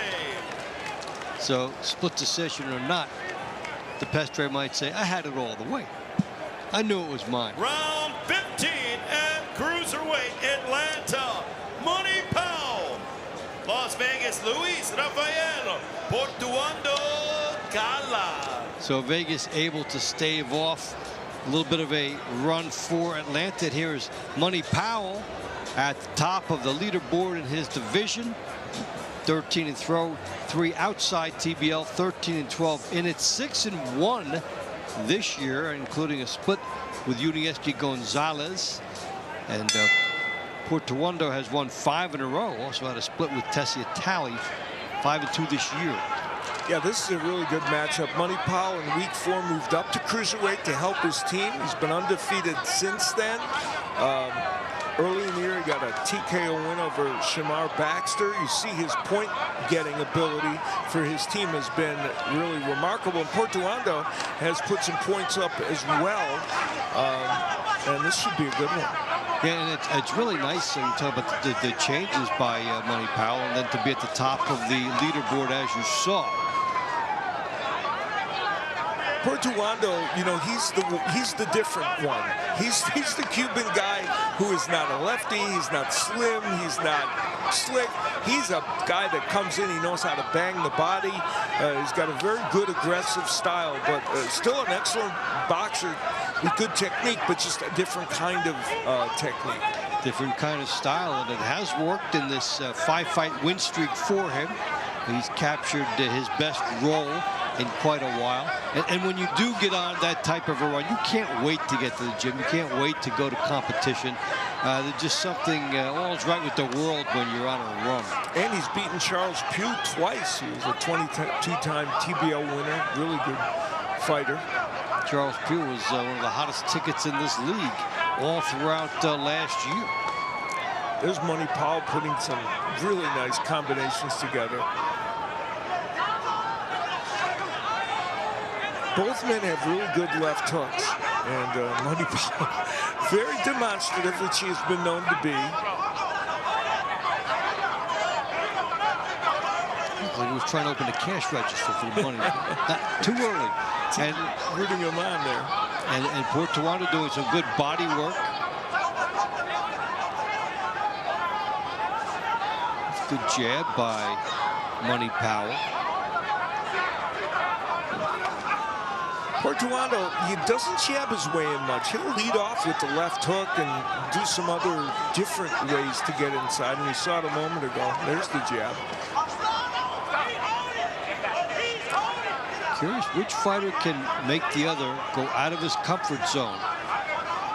They've had a pace. There's a good left hook to the body from Money Powell, countered by a left hook by Portuando. Their offenses are mirror images of each other, and that's part of the intrigue of this fight. Portuano landed some good shots there, but here comes Powell. Wow.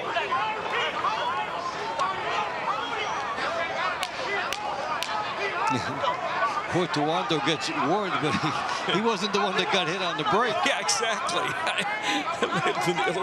Ill-placed from the referee. Well, this is a battle of spurts. So yes. I get one, you get one. It will be interesting to see how the judges see it. Yeah, Portuano and Powell both did good work in that round. They both landed good left hooks to the body, to the head, and some good combination punching as well.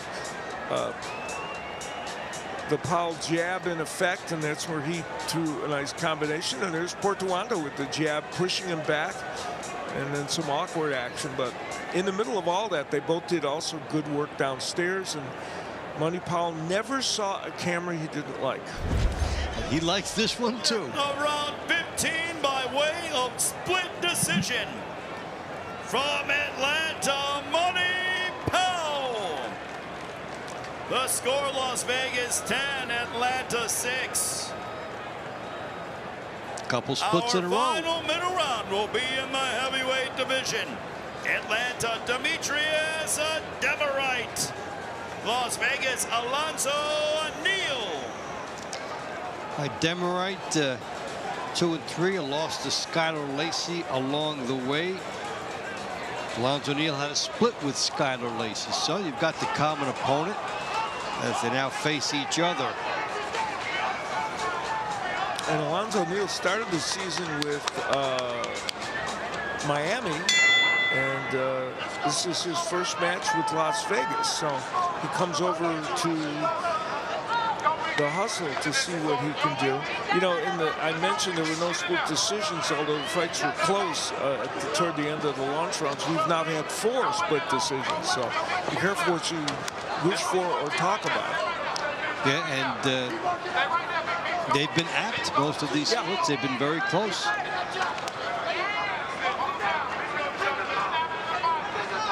It's always good for the fighters at ringside to get that memo. Enough splits that you realize, no matter how well you think you might be doing, you don't know how it is being perceived. Alonzo Neal is a very good body puncher, and he had a real great match with Sam Clarkson. That was a war. And we've seen so many really fun heavyweight matchups. Demerite was a very good amateur. He lost in the finals of the 2022 U.S. Nationals, so he had a very solid amateur career, and all of his pro experience has been in the team boxing league.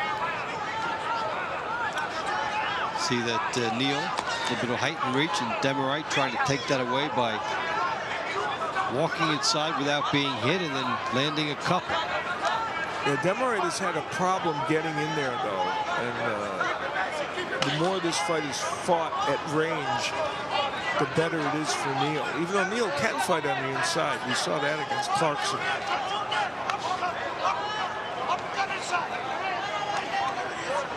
An uppercut by Neal.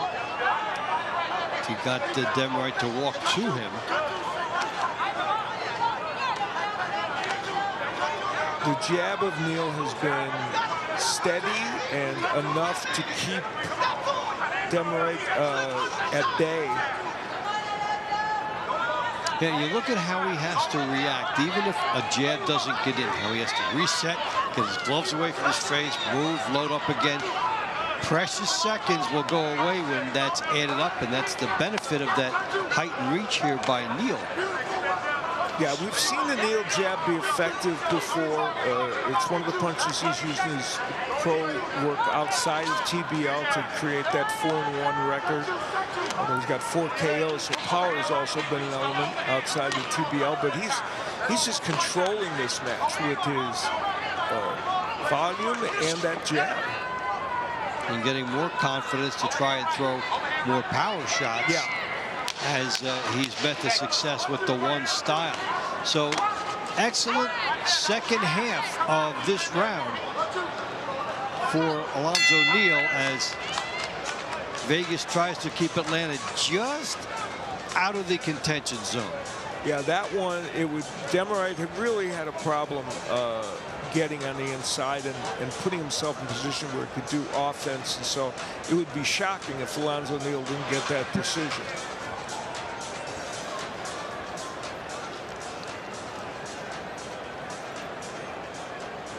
But we've been shocked before in life, have we not? Yes, we have. But I think this time, it's going to be exactly Team how it Boxing looked. League fans, the winner of round 16 by way of unanimous decision. From the Las Vegas Hustle, Alonzo Neal. So Alonzo At the end Neal of the middle rounds, Las quells Vegas. a little bit of the momentum that Atlanta was trying to build, and Money Powell certainly showed us what he can do in those middle rounds. Where can you watch a TBL? Dave Bontempo will tell you. Thanks, Al. We're enjoying all of this, and people keep coming up to us and say, where can we see TBL? Well, there are a lot of places where we have been seen. You can watch us on MSG Networks, the Gotham Sports app, as well as on our home network, Envoy Fast. Plus, the full season of Encores are on Envoy TV every day. Download the Envoy app. Connected TV users with Samsung, Apple TV, Amazon Fire, Roku, and LG devices can download the TBL app and watch both live action and play previous matches on demand. TBL is also seen on YouTube, the TBL app, and in Spanish on the Estrella Network.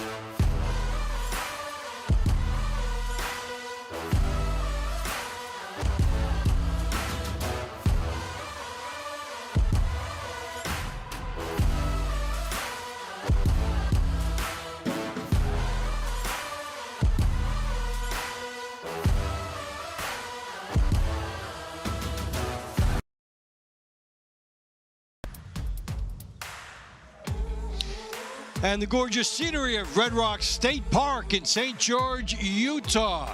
You can see for miles. That's outside. Inside, it is 11-6 with Vegas doing the numbers so far against Atlanta.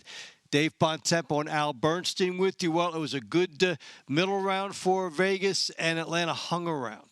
Yeah, Atlanta started to build a little bit of momentum, and we're going to see some of that in the highlights we show, but it wasn't enough to really take back the play from Las Vegas. And one reason why has been one of the top fighters for Atlanta all year, Ariel Davis, in one of our highlight rounds against the very game, Joanna Nwamaru. Yeah, Nwamaru came out really being aggressive, but Ariel Davis in this kind of action, especially in the second part of the round, did enough to sway the judges, and she remains undefeated this season.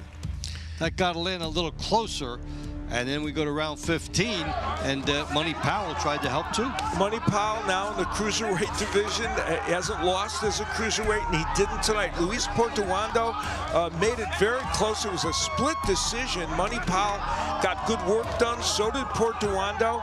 But at the end, it was Money Powell who had done more work with some of those flashy combinations to get the job done. And Atlanta will try to make our final bout of the night, the round to watch, significant. Yeah, they're hoping things are still going to be in play at that point. Two fighters who have already won tonight, Osvel Caballero and Traquan Pettis. They've both put a win on the board, and they'll be facing each other in the final match of the night, and Atlanta hopes they're still in the hunt. All right, so can Vegas put it away, or will Atlanta stay there? Let's go inside for the money rounds with Ray Flores. Ladies and gentlemen, it is time to begin the money rounds between the Atlanta Attack and Las Vegas Hustle. Round 17 and bantamweight. Atlanta, Chantal Sumrall. Las Vegas, Natalia Castañeda. At Sumrall and Castañeda fought earlier. Victory for Castañeda way back to round number 1.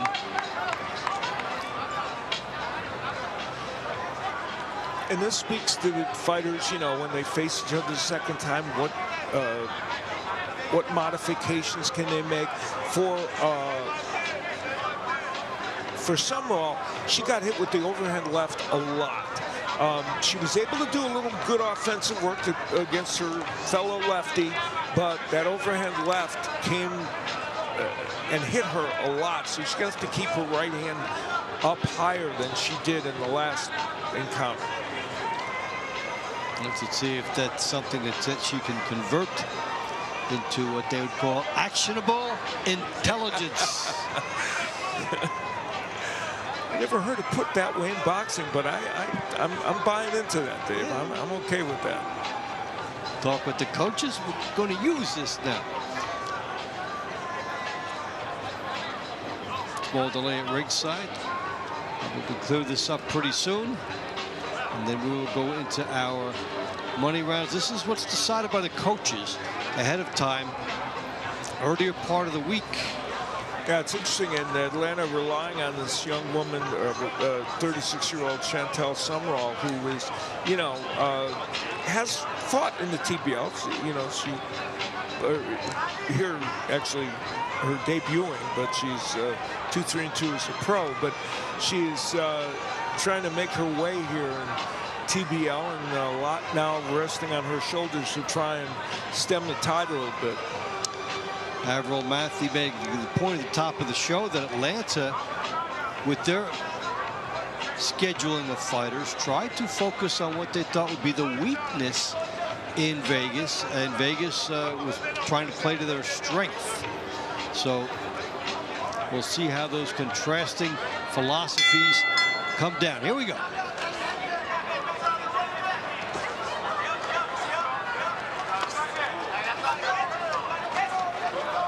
Overhand lefts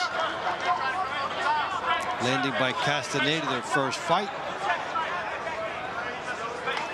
Castañeda, I mentioned she's inspired to box by her dad, who's been her pro trainer.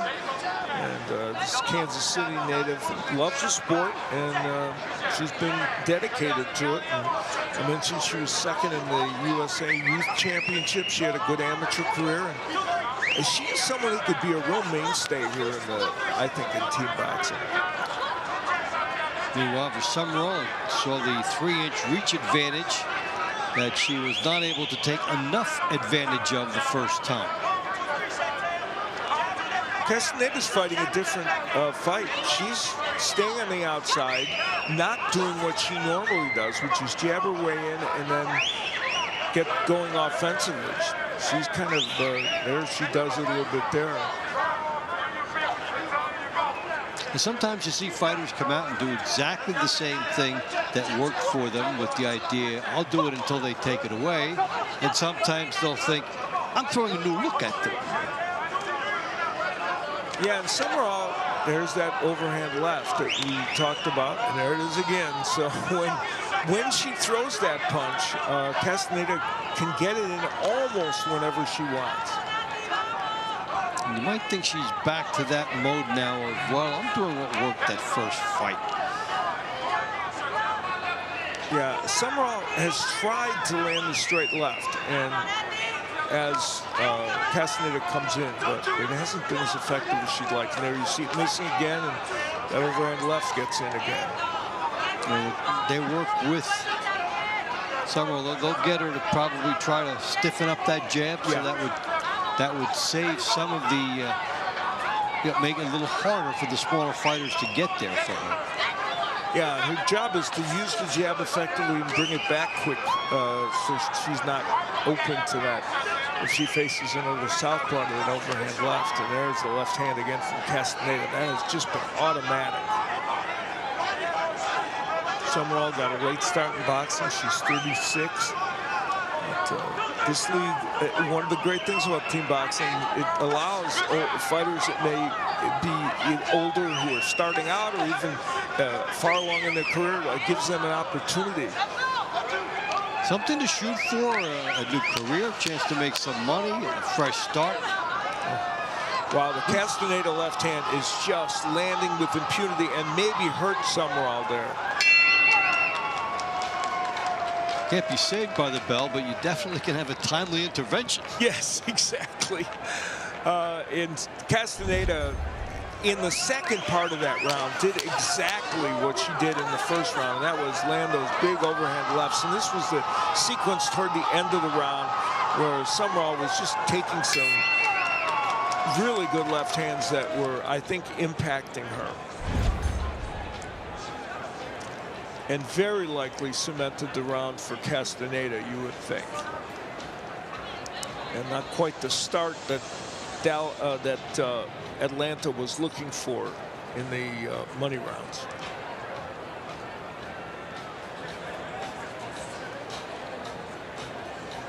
TBL fans, the winner of round 17 by way of unanimous decision. From the Las Vegas Hustle, Natalia Castaneda. A double for Castaneda. Round 18 at super lightweight, Atlanta, Ariel Davis. Las Vegas, Joanna Nwamanu. Now this was interesting the first time. Nwamanu measured, one of her best boxing performances, and even when you think, it's the most action we've seen against Davis, she still gets a unanimous. And this is one of those fights. What's a good reason for really paying attention to what Nwamanu is going to do here? And looking ahead, Las Vegas, as they head into the playoffs, their women's team has not produced a ton of wins for them in general, okay, as many as they would like. And they're going to need contributions from them, like Castaneda just gave them tonight, a 2-point win. And Nwamanu is one of those people that could provide that for them. She came in here with a 3-fight win streak and looked good against Ariel Davis. So she'd like to sneak in an upset win here. It was her best performance against the elite of the league. And there is the elite to Ariel Davis, net points of plus 11. 29 wins. I called her the points machine early this year. The cha-ching, cha-ching, cha-ching, cha-ching, and she just consistent. Well, Ariel Davis, a fine basketball player who produced a lot of points there, and she's been producing them here, that's for sure. Nice uppercut by Nwamanu a moment ago. Now you get the sense that for Nwamanu, after this, she's seen the top 6 in this division, and that with some of the skills we've been seeing her show in those fights, if she carries that into those, she could take up the next tier, and I still think she'll be on the good side of 500 when it's over. Yeah, could easily be, and again, that's what Vegas really wants, because their men have been tremendous, and the women, Florencio Britos, for instance, having a little uncharacteristic downturn. She won tonight, but her record hasn't been as spotless as she would like to see. So they want to just improve on the women's side, and they've done that tonight for the most part. We've seen Philly fortify their women with Stacia Suttles coming over there. We have seen San Antonio with Zaria Cottrell come in. We saw Boston last week with Sage Rosario, so it is a very significant point. Good action here between these two women. I mean, that was a good sequence. Davis has done a little bit more, but Naramaru has really done some good offensive work as well.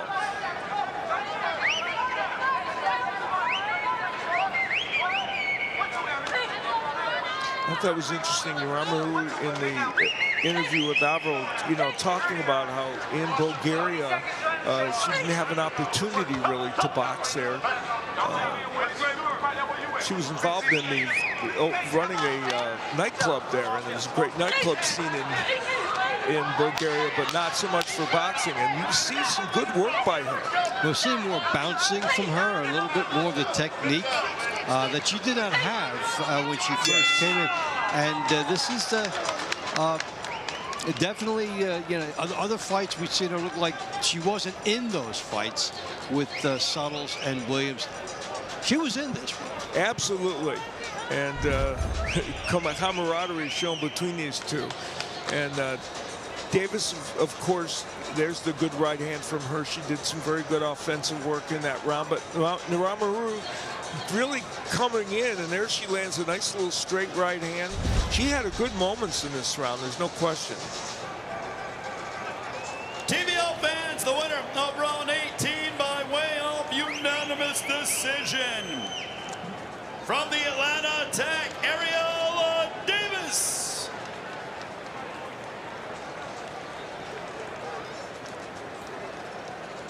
Round 19 at welterweight, Atlanta, Javon Davis. Las Vegas, Darian Castro. A rematch of round 5 that went to Castro.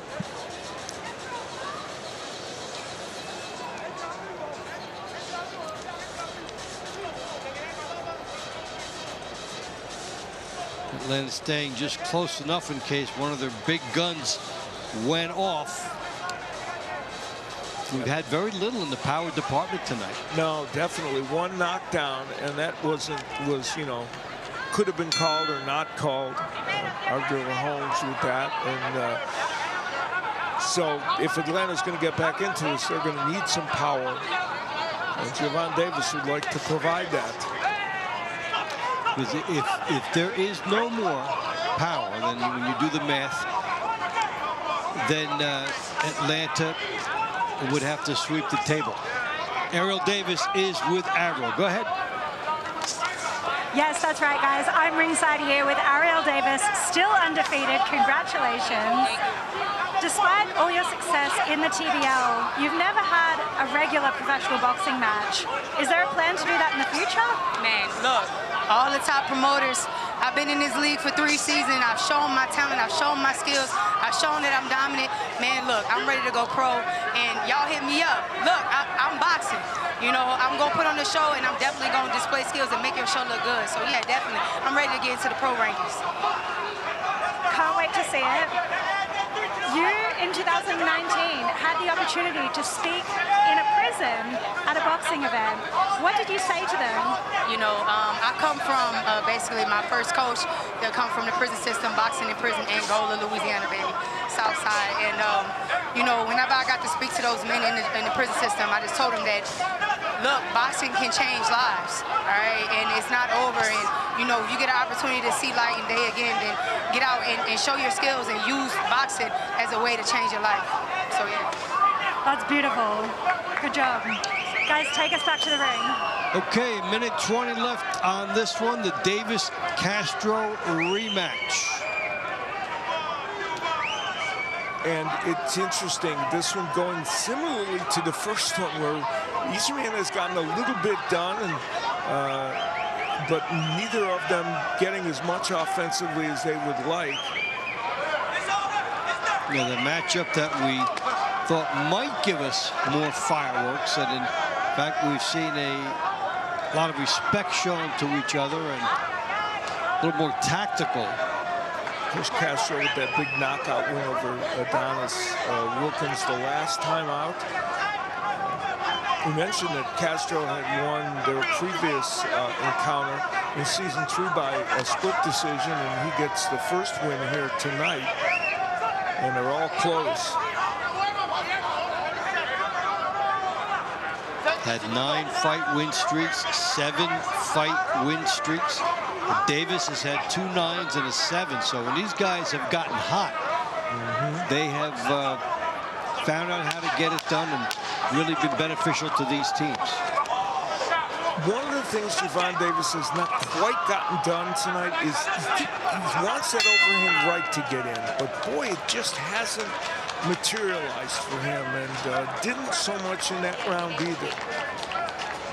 And maybe with Castro being a moving and an awkward moving target, not even moving in a way you might expect, as moves in some strange ways at times if you're fighting him.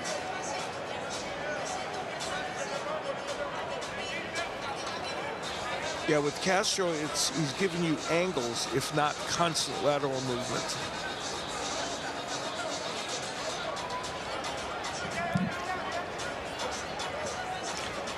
TBL fans, the winner of round 19 by way of split decision. From the Las Vegas Hustle, Dariana Castro. So Castro gets the split.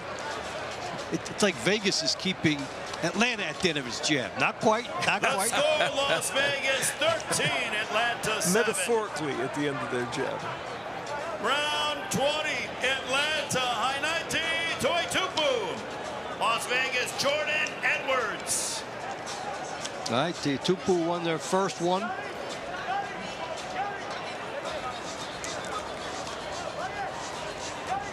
See if there are any adjustments in the rematch.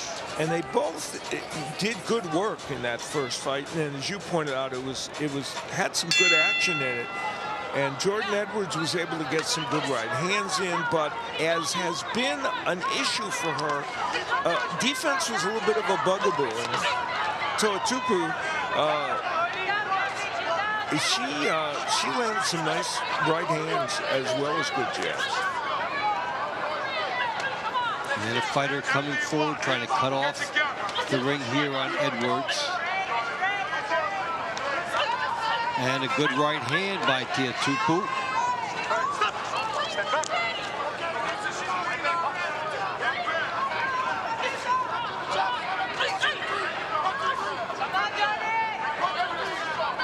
Edwards has a good jab when she uses it. Usually sets up her right hand. And I think tonight she's been a little too economical with that punch. And throwing it from just far enough out that it's actually dying before it gets there. A very good point, yeah. And then to follow that, okay, where does it lead you? She's getting hit with the right hand with the jab out there.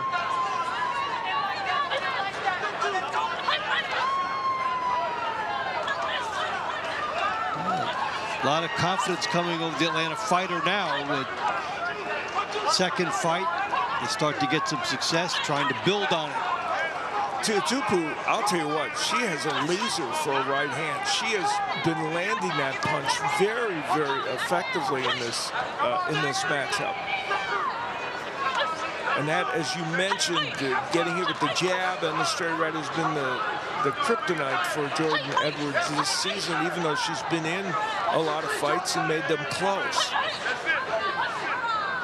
She puts pressure on and will get right up in your face, but leaves something for you to shoot at on the way in.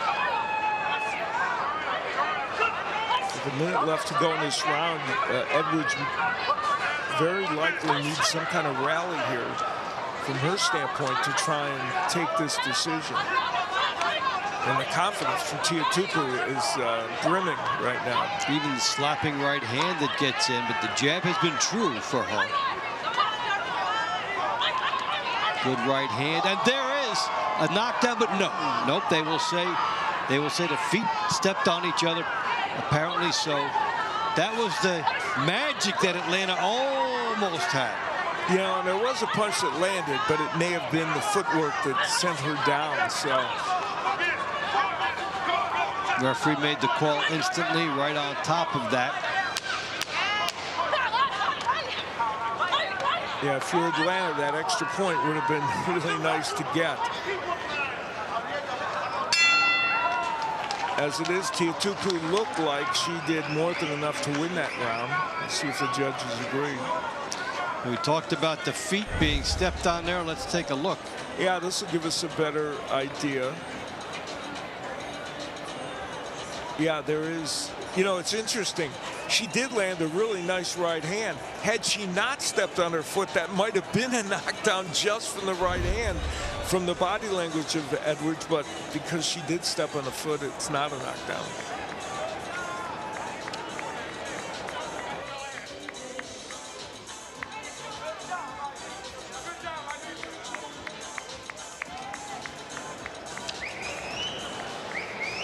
TBL fans, the winner of round 20 by way of split decision from the Atlanta Tag I-19, Teahupoo. All right, so Atlanta stays within range mathematically, looking for a way to get over the top. The beautiful sights of Utah. Back with the last 4 rounds after this.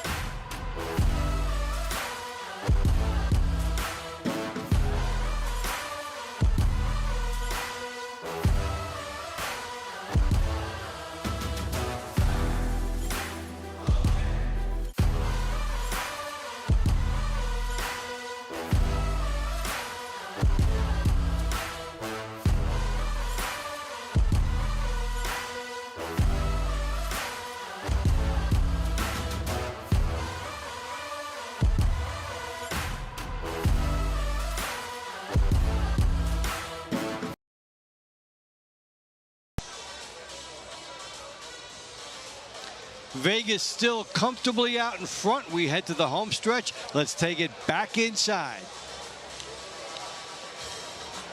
Round 21 will be in the heavyweight division.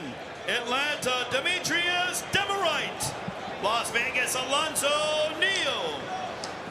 All right, so the height and reach of Alonzo Neal was definitive in their first fight. And this is their rematch. You know, it's interesting. I can't say what Demarite offensively needs to do because we didn't really get to see him throw any power punches. So is it the left hook? Is it the overhand right? He didn't really put himself in position to throw any of those in the other rounds. So let's see. Now the first question for him is show the urgency. Yeah. Come out, you'll have to find a way to get inside of that jab. Take your chances. He's trying to throw the left hook. Neal trying to punch with him with his right hand. And Demarite doesn't show the body language of someone who is a left hook artist, does he? You know, he's not leaning over to the left. He's not putting himself in a position where you think that's the punch that he's going to try and use. So it might be the overhand right. And there's a left hook that gets in. Oh, he did get one in there, huh? He didn't lean over and show the classic look, but he did score. Now Demarite will try to make the most of a moment against Neal, who's tying him up. And at least the geography helps out them right there. And there he did, got in the right and the hook. So he's now starting to do some offensive work. Well, you thinking about how it'll look like, he's squaring up and just firing from the sides. Yeah, it's not a classic look by any stretch. And he lands a beautiful uppercut. So we wondered what it would look like if Demerite got on the inside. Well, it's turned out not too bad for him. And then another left hand gets in. So the world, according to Demerite, here has been a good display of heart by him. Yeah. As he tries, and then there was a punitive uppercut by the taller Neal. Yeah, you know, even if Demerite's punches don't look like they come in the classic way, they are landing right now. And he's had himself a pretty good round here. Give him credit for something else, but knowing the sense of where this fight is in the team landscape, he's laying it out there. They're down 5, hoping for some kind of magic that would put his team right there. Yeah, no question about that. He's shown the urgency that you talked about and has been able to do some good offensive work. Now, it's going to be up to Neal, from his standpoint, probably to do something in this last minute that might pull this back for him. Another right by Demerite. The Demerite looked like he was just better off being instinctive rather than trying to be mechanical. Let those hands go. Yeah. Good left hook gets in by him. And he's got to be on the inside. And there, you know, he throws kind of a half jab, half hook. And that's the way it works for him. And we've seen that punch land on a number of occasions. If you're sneaky enough and get just to the right spot. So we don't know how the judges are going to see it, but we will say that Demerite made close to 100% improvement in the second fight. No question about it, and made it a very entertaining round for sure. And I personally think he did do enough to win. He did too. We'll see how the judges look at it, but Alonzo Neal, kind of a whimsical look on his face, like, And there's that jab slash hook from Demerite.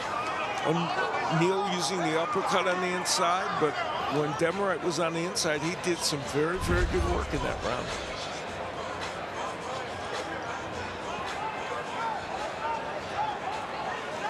TBL fans, the winner of round 21 by way of unanimous decision. From the Atlanta Attack, Demetrius Demerite. Well, gets rewarded for that great Las effort. Vegas 13, Atlanta 9.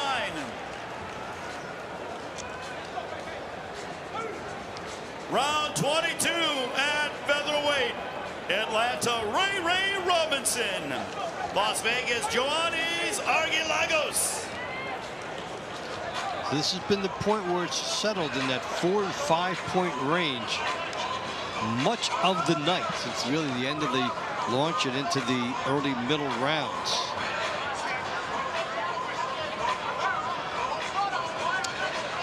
So as we have a couple rounds to go, well, we talk about urgency for Atlanta, because based on the scoring system, they could still do something. 1 point for a decision, 2 for the knockdown, 3 for 2 knockdowns, 4 points for a knockout. So Atlanta is still within the range of a knockout if they could find the magic. They have to get some power display of some kind for a knockdown or whatever and win these fights. You know, when Ray Robinson was aggressive in the last round, he was kind of effective. And on this round, he's coming forward a little bit more. He was just kind of timid, I thought, in the last round. Argilagos, of course, we noted, you know, he's a very experienced fighter, Olympic bronze medalist, good pro record. So he's not the easiest guy to handle, but when Robinson was coming forward, he was doing some good work. He's trying to come forward here now. He's looking for his first win in team boxing, Ray Robinson, and hoping this would get him the win and push his team closer. The jab by Robinson. He's out. Geographically, he's where he needs to be on the floor. Yes. question now is, can he execute from here? Cutting off the ring pretty sharply. Argelago switching again to lefty. He did that a lot in their first round.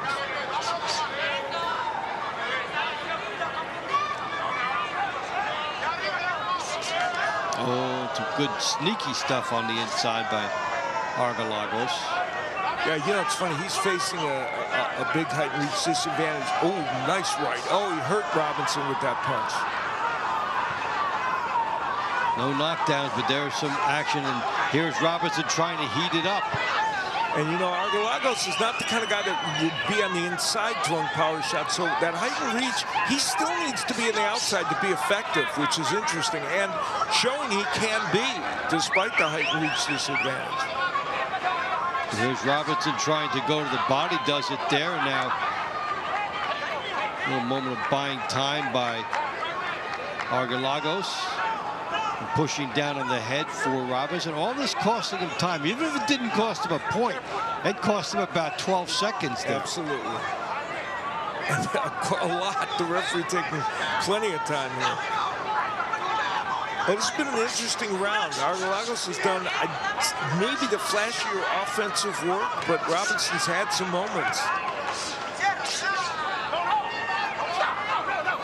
Close enough for each guy to at least believe that he may have done enough. Yeah.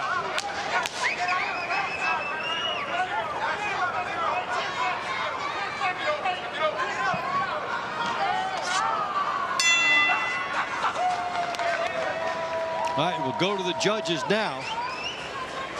So were those overhand rights by Argelagos the difference in this round, or did some of the work that Robinson did, was that enough to get him a decision win? Here's Argelagos. Here's where he comes with that overhand right. That's the one that looked like it maybe stunned Ray Robinson, but as you said, he came back with his own power punches as well. At that instance, a good right hook.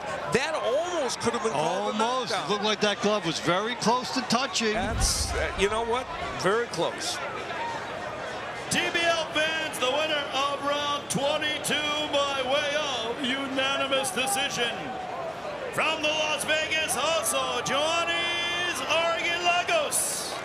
So again, Vegas able to put a little bit of distance between itself money round will and be in the Atlanta. welterweight division. Atlanta, Rudy Montenegro. Las Vegas, Reiner Diaz Salgado. Montenegro and Salgado.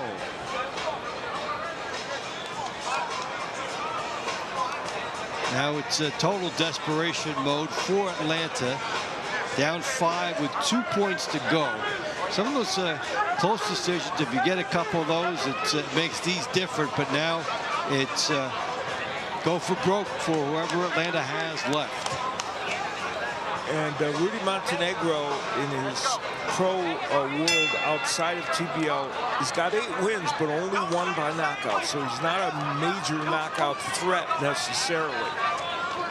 And that's why it brings up the point about, like, when you select the money rounds, taking a look at Salgado, a 4-fight win streak, as he's been on a, talk about the blue-collar roll he's been this year, up 7.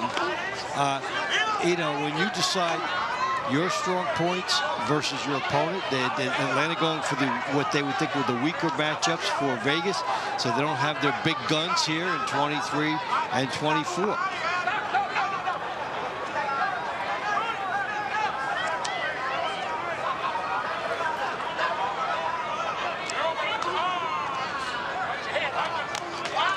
Salgado was able to do much better offensive work in their previous matchup this evening, I think.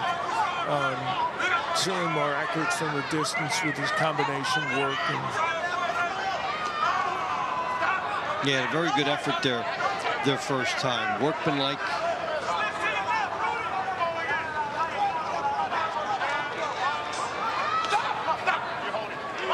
Well, that's what Salgado, you know, what he was distressed about, I realized in the last one, was hitting behind the head by Montenegro. I think that was where his peak at the end of the fight was.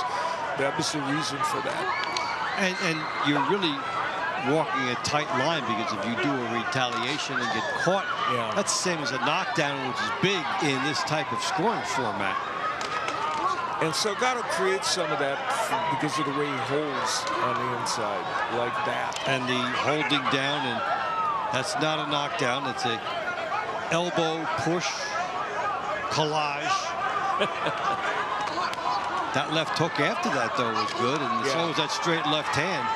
Salgado's landing some nice power punches now. Sometimes I think that even if it's not a knockdown, there's something about seeing your opponent go down that just energizes the guy the next time. I agree, and even that action there, we know for Salgado, it came after a good offensive barrage. Montenegro was keeping his head pretty high, and you get the feeling one of these big shots could make a difference, even with only a half-minute left to go in this round. Yeah, Salgado was teeing off and landing squarely with those shots, and Montenegro slowing noticeably. The second fight, sometimes guys don't have much, nearly as much in the tank as you think they might have. Yeah. And he is faded. Yeah, this has been a messier round than the first round, but more of the offensive work's been done by Salgado, and there's an example of it. So Salgado putting an exclamation point on his performance. Very good second outing for him. And for Vegas, now has officially, if he put this beyond reach, if they get this one. Yeah, and Salgado, when there was good offensive work to be done, when there wasn't, that was an awkward action, but that came after he had landed some good shots. And so one of the left-handed Cubans who have been so successful for Las Vegas, he's probably got this win. Round 23 by way of unanimous decision. From Las Vegas, Einar Diaz Salgado. So Salgado puts it beyond reach, even mathematically now, for Vegas. Our final money round will be at lightweight. Atlanta, Triquan Pettis.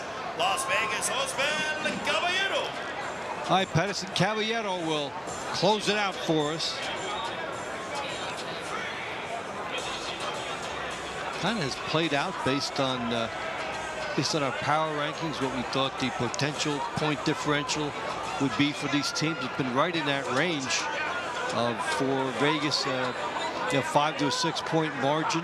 Atlanta has closed it a couple times within 4, could not get the win to get them over the top. Yeah, even all that with 7 split decisions that could have gone maybe either way. But you're right, it did kind of go in some ways to form. And both these men had wins earlier tonight, and now they face each other. As coaches going with their money round, Pettis with a win in round number 4 early on. Actually put Atlanta on the board. And for Caballero, he started what ended up being a really good run in the middle rounds for Nashville, for Las Vegas,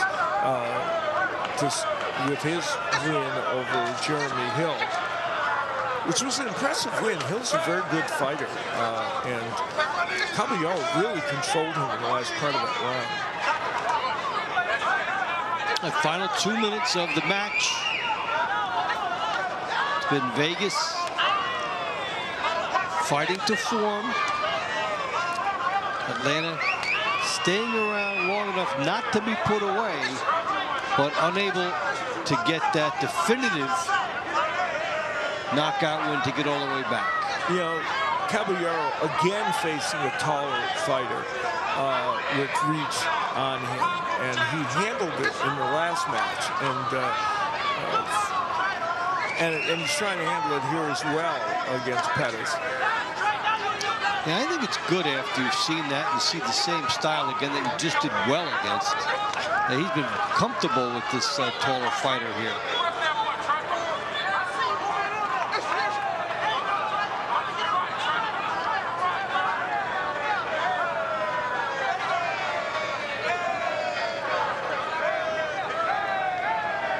And the Caballero right hand, he just was there. He has such a good sneaky right hand that gets in there when you don't think it's even going to get to you.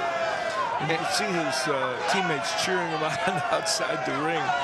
Darian Castro and Portuando and those guys very animated.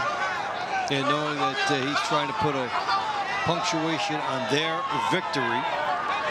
And he's going for it here in this last half minute against Raekwon Pettis. Landing some of those overhand rights. Caballero trying to find angles. He darts left and darts right. The right hand comes from an angle that's just a little different than you might expect. You know, it's ironic. He's a traditional, clever boxer, and yet he's unorthodox at the same time, which is, you know, kind of crazy, but he's got great, mad skills, but they come out in a different way. Made him hard to hit tonight. Yeah, it sure did. All right, so they will wrap it up.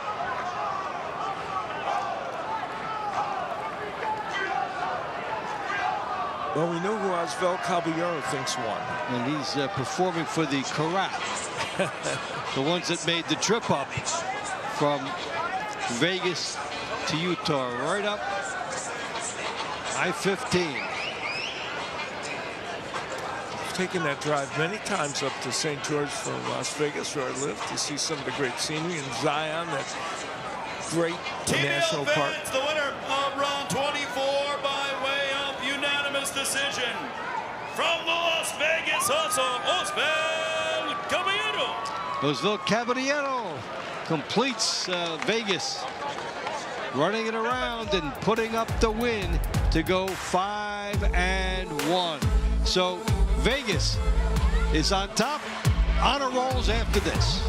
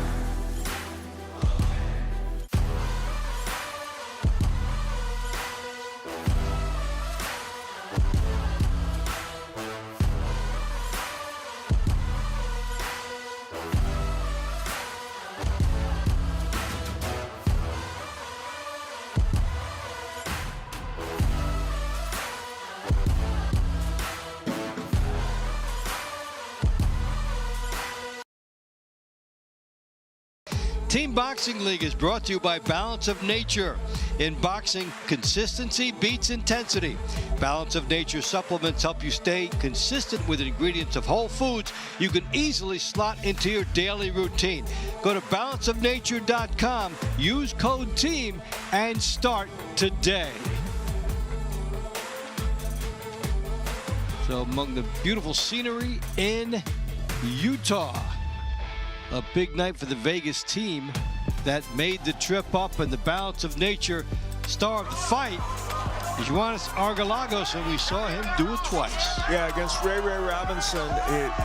That was the overhand right in their second fight that really stunned Ray Robinson. Argalagos, bronze medalist at the Olympics, solid fighter, got the job done here tonight.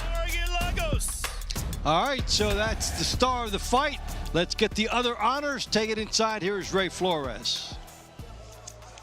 Ladies and gentlemen, from the Burns Arena here in Utah, your final score, the Las Vegas Hustle 16, the Atlanta Attack 9. Here are your 3 stars of the fight. The number 3 star, Atlanta Attack featherweight, Hainaiti Tuitupu. The number 2 star, Las Vegas Hustle bantamweight, Natalia Castañeda. Balance of Nature, number 1 star, Las Vegas Hustle featherweight, Joannis Arguilagos. Round of the night, round number 8, Devon Young and Jaire Cruz.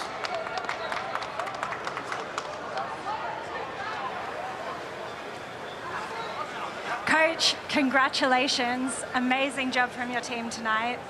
You guys came out firing. You got 7 points in the first 8 rounds.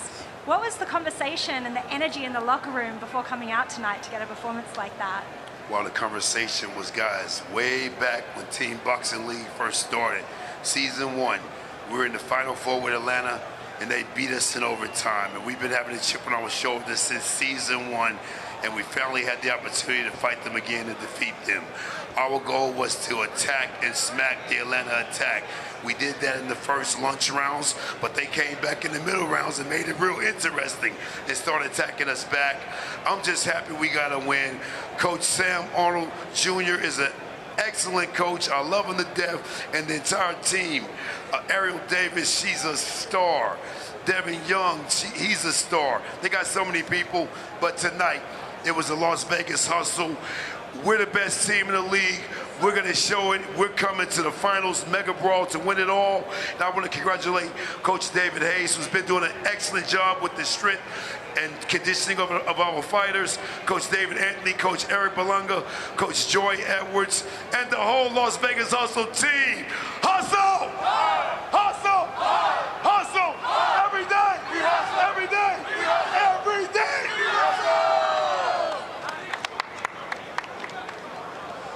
Natalia, congratulations, 2nd star of the night tonight. You came out with bad intentions and you landed big combos with impressive accuracy. Talk us through the mindset and the game plan that you did to win both your fights tonight. Well, my game plan was just to go in there and be me and fight like how I want to fight, and I think I showed that tonight. And that you did. Congratulations, great wins. Congratulations, 1st star of the night. You had a big height and reach disadvantage, but you still managed to get in and land great shots. Talk us through your game plan tonight, what you had to do. Tú tenías un de esos de alto, eras más alto que tú, pero tú enseñaste con esa rapidez y la inteligencia que viniste para atrás la pelea. ¿Cómo tú te sentiste y cómo tuviste para cambiar eso? Bueno, me sentí bien, ya que trabajamos para eso. Junto al grupo de entrenadores que fueron los que planearon el plan táctico para llevarlo a cabo, y pues nada, ahí salió el resultado y fuimos victoriosos. We work hard in the gym. That was the whole game plan, and once he's seen that, he just adjusted to it and made his difference. Well, congratulations. Great job, everybody, tonight. Guys, take us back to the boardroom. All right, so that's a wrap from there as Vegas goes up to 5-1, gets us started on our week. The trash talking continues tomorrow. Sage Rosaria, Stacia Suttles. That's going to highlight Philadelphia against Boston. That's going to be a real good one, and we cannot wait to see that. It's been a big night for the Vegas Hustle as they get past Atlanta. For Al Bernstein, for Avril, for Jason Moon, for all of our great people in the truck, for the Team Boxing League, everybody, the fans on YouTube, this is Dave Bontempo saying so long for now. We can't wait to see you when Philly and Boston collide.